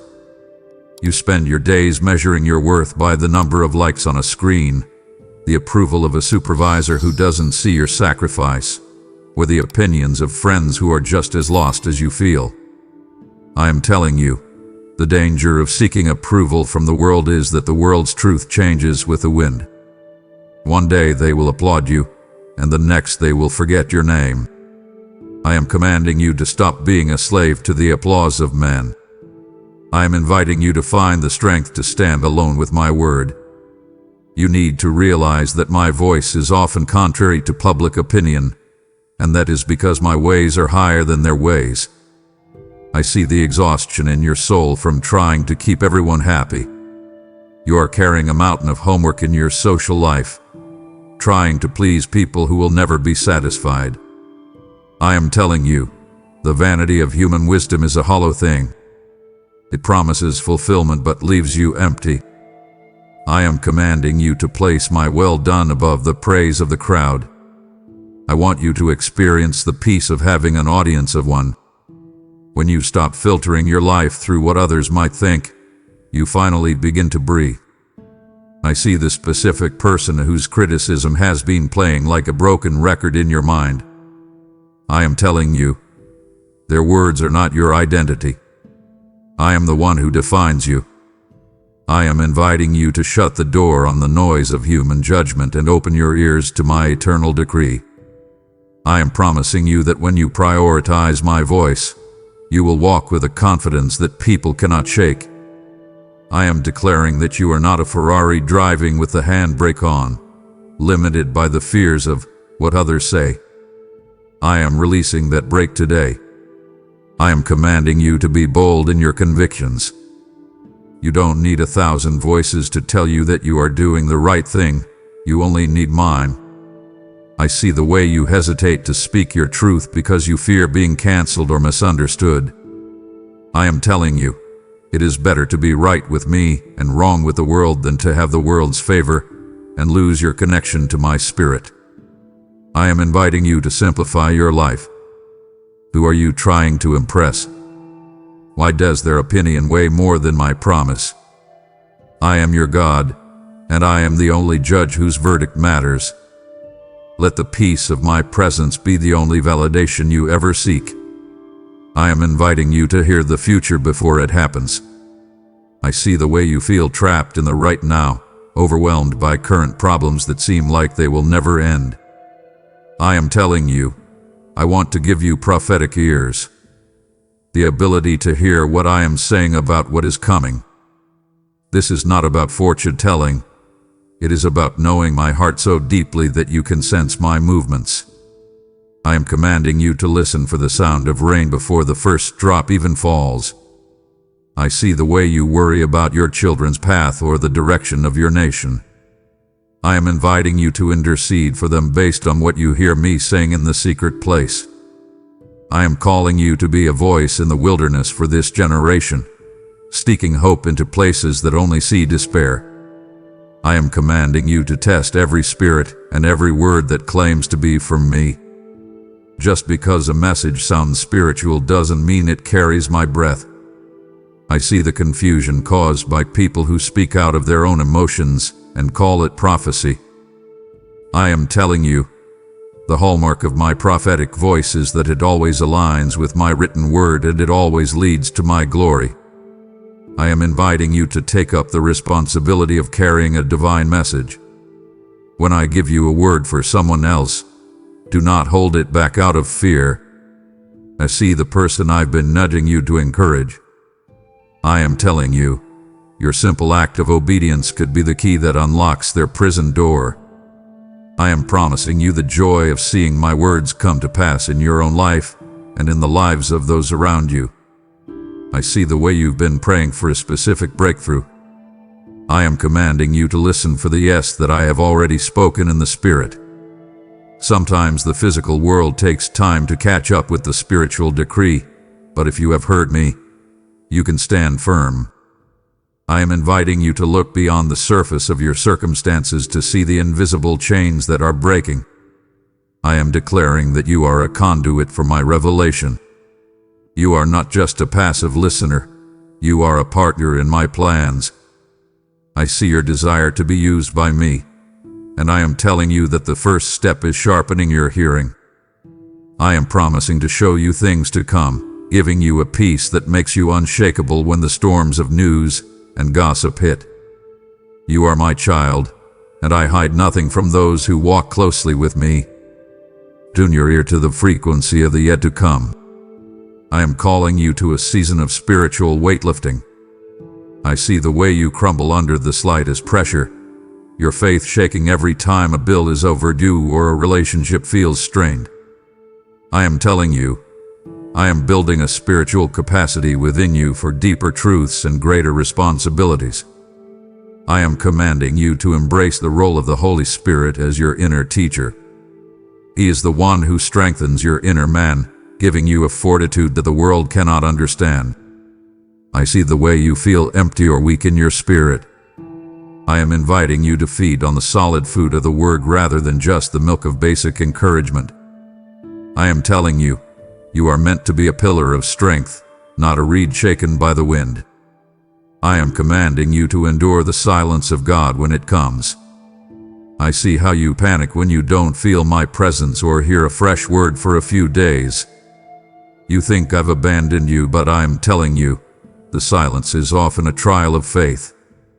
It is in the quiet that your roots grow deepest. I am inviting you to gain the ear of the learned through your suffering. I see the pain you've walked through, the harshness of others' judgments and the spiteful actions fueled by jealousy. I am telling you, I have used every one of those trials to toughen your spirit and soften your heart. I am promising you that the fortitude found in a quieted spirit is more powerful than any outward display of strength. I am declaring that you are maturing. You are moving from a child who needs constant hand-holding to a son or daughter who knows their father's heart so well they can walk in the dark. I see the way you tried to muscle through your problems with your own willpower. I am commanding you to stop. Real strength is found in surrendering to my Spirit. I am inviting you to let the extraordinary eagerness of my life bubble up from within you. I see the heavy stuff you've let your mind dwell on, thoughts of losing and failure. I am telling you, I am clearing that trash out today. I am promising to give your legs strength and stability and to uplift your spirit in ways you haven't felt in years. I am declaring that your inner man is being renewed day by day. Even as your physical body faces the challenges of time, your spirit is becoming more vibrant, more resilient, and more attuned to my voice. Do not be discouraged by the mountain in front of you. I am the God who moves mountains, and I am doing it from the inside out. I am inviting you to become the architect of your own peace by structuring your life around my presence. I see the way you build your schedule, fitting me into the leftover cracks of your day and then wondering why your life feels like a house of cards. I am telling you, there is a direct correlation between a quiet ear and a healthy body. When your mind is a reception for the world's chaos, your body pays the price in tension, headaches, and fatigue. I am commanding you to build a life that the storms cannot shake. I am inviting you to find safety in the counsel of the Lord. I see the pitfalls of impulsivity that you've fallen into because you didn't take the time to listen before you acted. I am telling you, my wisdom is the blueprint for a life of tranquility. I am commanding you to create structural boundaries in your day. This isn't just a motivational suggestion. It is a divine requirement for your soul's health. I see the way you allow people to dump their anxiety onto you at all hours of the night. I am telling you, you are not the savior. I am. I am inviting you to build a sanctuary within your home where the digital chaos cannot enter. I am promising you the tranquility of a soul anchored in truth. I see the knot in your stomach that has become your normal state. I am telling you that isn't from me. Let's undo it together by redesigning your priorities. I am commanding you to value the holy hush over the hustle. I am promising that as you center your life on my voice, your physical health will begin to align with your spiritual peace. I see the way you worry about making it and keeping up. I am telling you, the most successful people in my kingdom are the ones who have mastered the art of waiting. I am inviting you to look at the architecture of your mind. What thoughts are you using as the foundation? If it's fear of the future, your house will fall. If it's my word, you are unshakable. I am declaring that you are being safely cradled in my protective embrace. I am promising that your victory is certain and it comes straight from my throne. I see your desire for a life of significance, and I am telling you that significance is built in the quiet moments of obedience. I am your God, and I am giving you the key to a peaceful life today. Build your day starting with me, and watch how the rest of the pieces fall into their perfect place. You have begun to build a sanctuary of peace within your soul, and now I am calling you to help me construct a refuge for the millions who are still wandering in the storm of confusion. This architecture of peace that we have designed together is a blueprint meant to be shared, for my word must reach every heart that is currently crumbling under the weight of the world. I am inviting you to fuel this mission today by giving through the PayPal link or joining as a member, providing the oil for the lamps that light the way for the lost. I see your desire to be a pillar in my house, and I am telling you that your generosity is a sweet-smelling sacrifice that reaches my throne. I am promising that as you water the spirits of others, your own soul will become a well-watered garden, thriving even in the heat of life's droughts. I am declaring over you the promise of Malachi, that I will rebuke the devourer for your sake and multiply the fruits of your labor. Your gift is the bridge over which my voice will travel to save a soul today.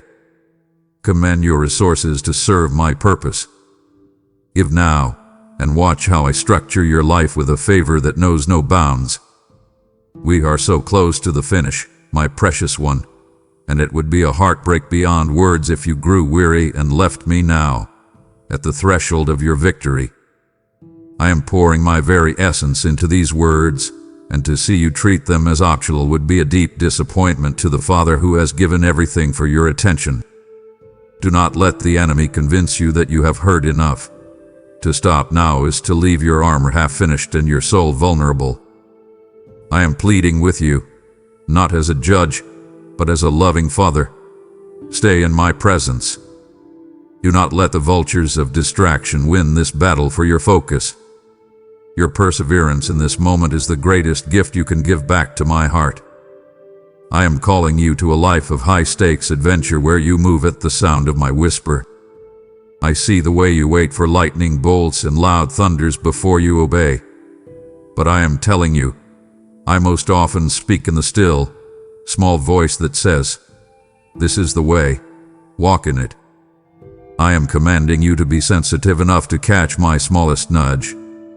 I see the way you've quenched the spirit through delay, thinking about that person you should call, or that gift you should give, but waiting until the feeling passes.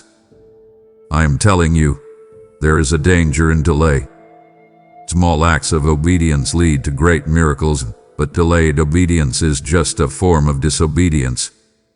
I am inviting you to walk in step with my spirit every single hour. I am commanding you to recognize the spark inside your heart when I am prompting you to act. I see the way you talk yourself out of my guidance, because it doesn't seem logical or practical to your human mind. I am telling you my thoughts are not your thoughts. I am inviting you to the adventure of being my hands and feet on earth. Imagine the impact you could have if you responded to every holy nudge. I see the person you passed on the street today whose heart was heavy with remorse. I wanted you to smile at them, but you were too busy listening to your own worries.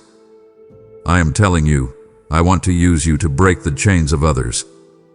I am promising you the blessing of seeing my power flow through you when you simply say yes. I see the fear you have of getting it wrong. I am commanding you to trust me more than you fear your mistakes. I am inviting you to a life of significance where your everyday actions carry eternal weight. I am promising that as you respond to my promptings, I will give you more. To the one who is faithful in the little nudges, I will give the great revelations.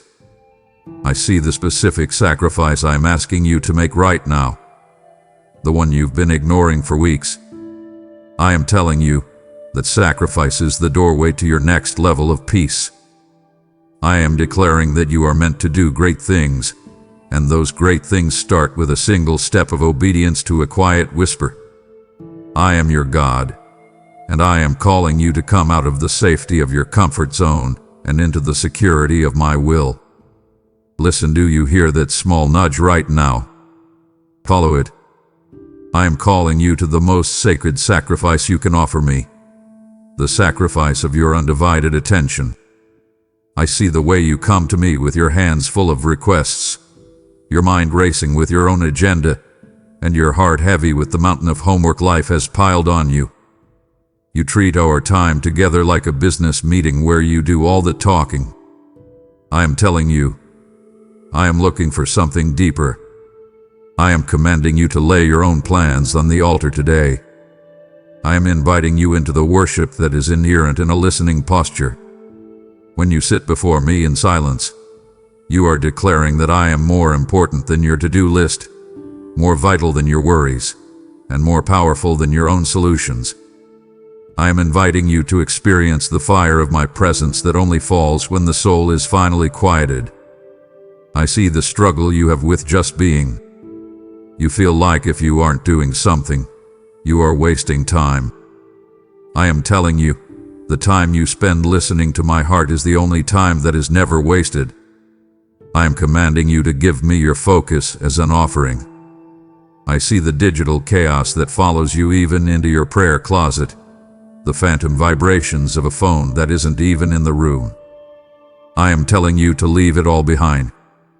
I am inviting you into the holy hush where transformation happens. You cannot change your own nature by striving, but you can be changed by the weight of my glory. I am promising you that in the silence, I will do a work in your character that 1,000 sermons could never accomplish. I see the unspoken tensions in your spirit that you've been trying to fix with your own strength. I am telling you, let the silence of my presence melt them away. I am commanding you to make listening your primary form of worship. I see the way you sing psalms and say prayers, but your ears remain closed to what I want to say back to you. I am inviting you to wait upon the Lord. I am telling you, the holiness of a life spent in my presence is not found in how many words you say to me, but in how many of my words you allow to take root in you. I am promising you that if you build this altar of listening, I will meet you there with a fire that consumes your fears and ignites your purpose. I see your desire for a life of significance, and I am telling you that significance is born in the secret place.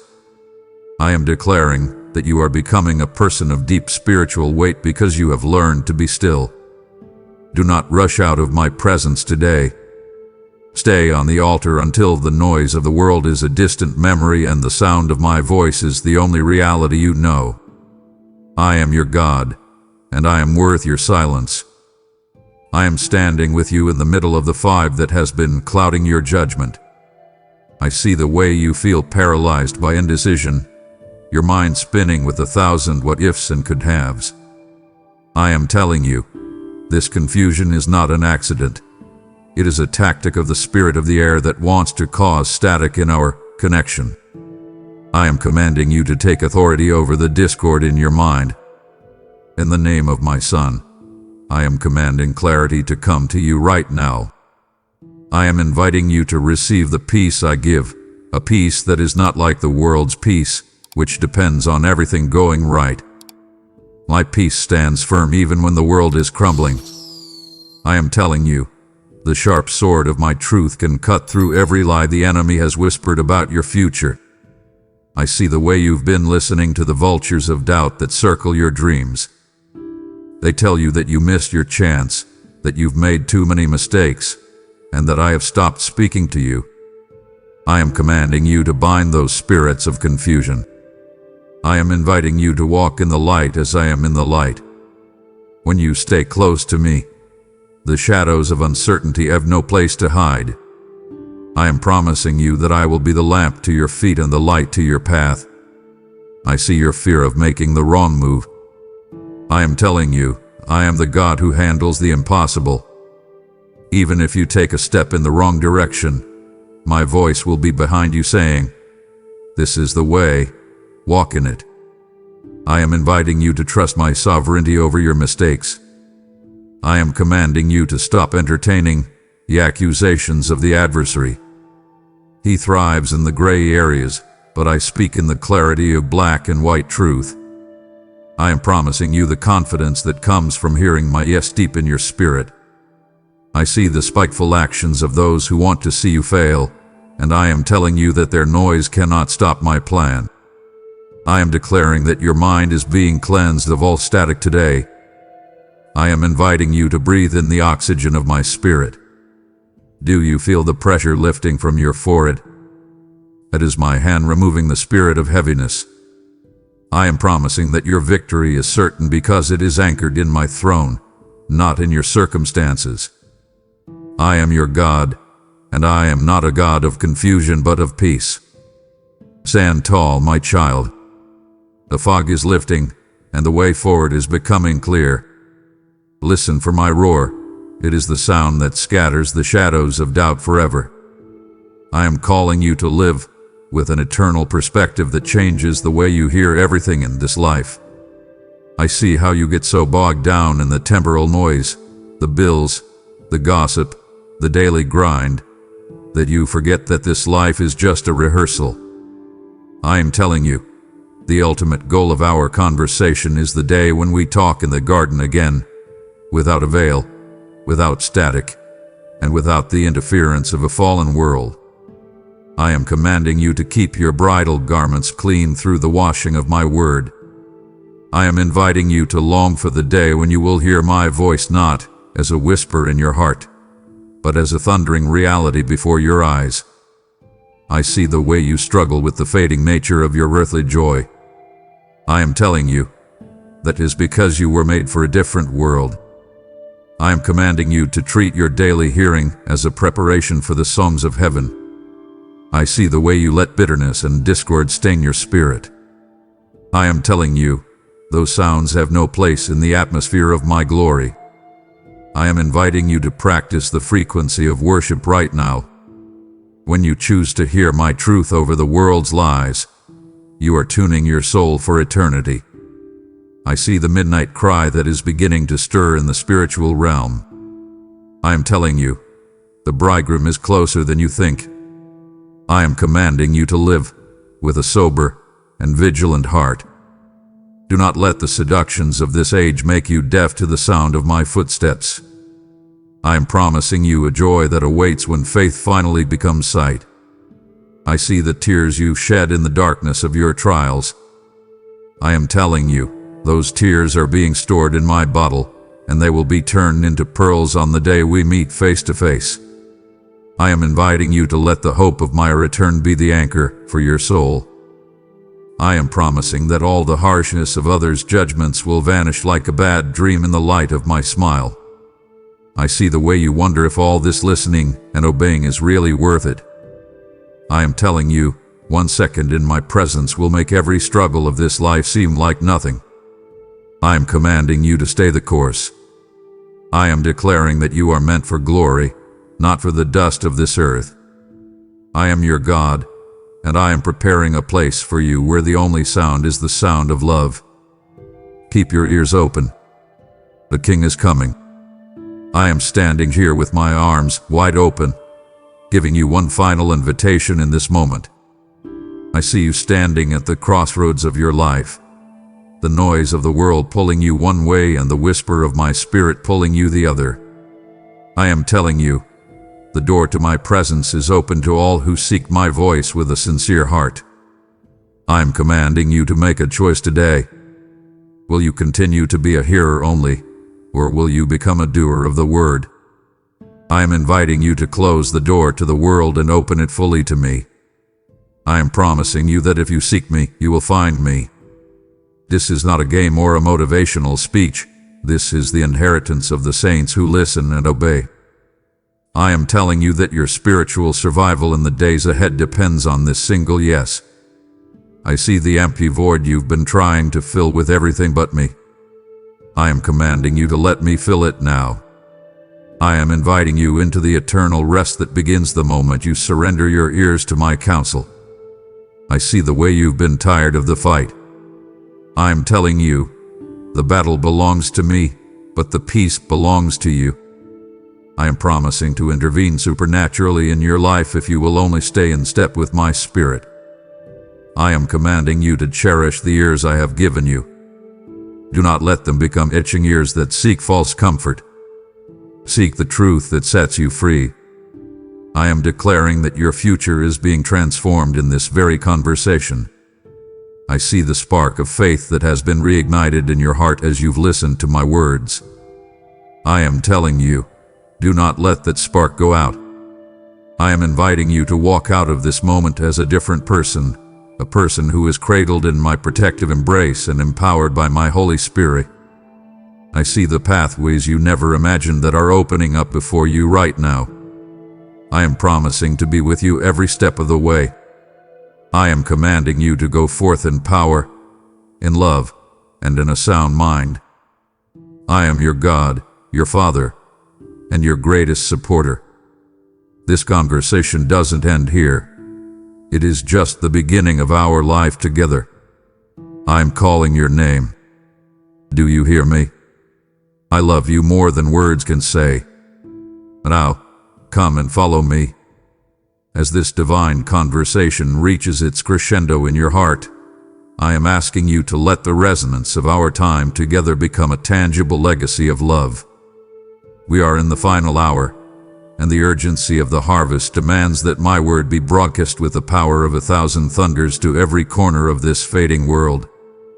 I am inviting you to partner with me in this sacred work by choosing to support this channel through a super thanks, a membership, or a gift in the description. Your contribution is not a donation. It is a prophetic investment in the eternal destiny of souls who have yet to hear my still, small voice.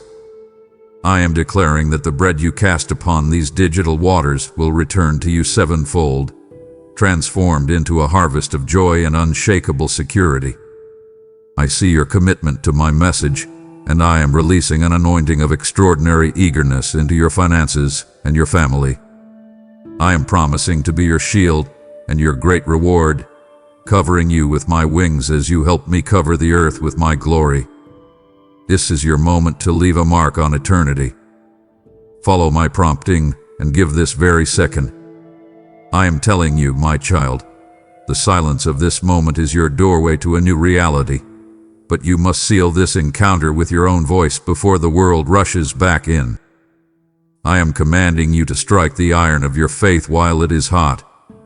Do not let this holy resonance fade into the static of your daily chores. I am inviting you to make a divine declaration right now. Go to the comments and boldly type, Lord, my ears are open and my soul is listening.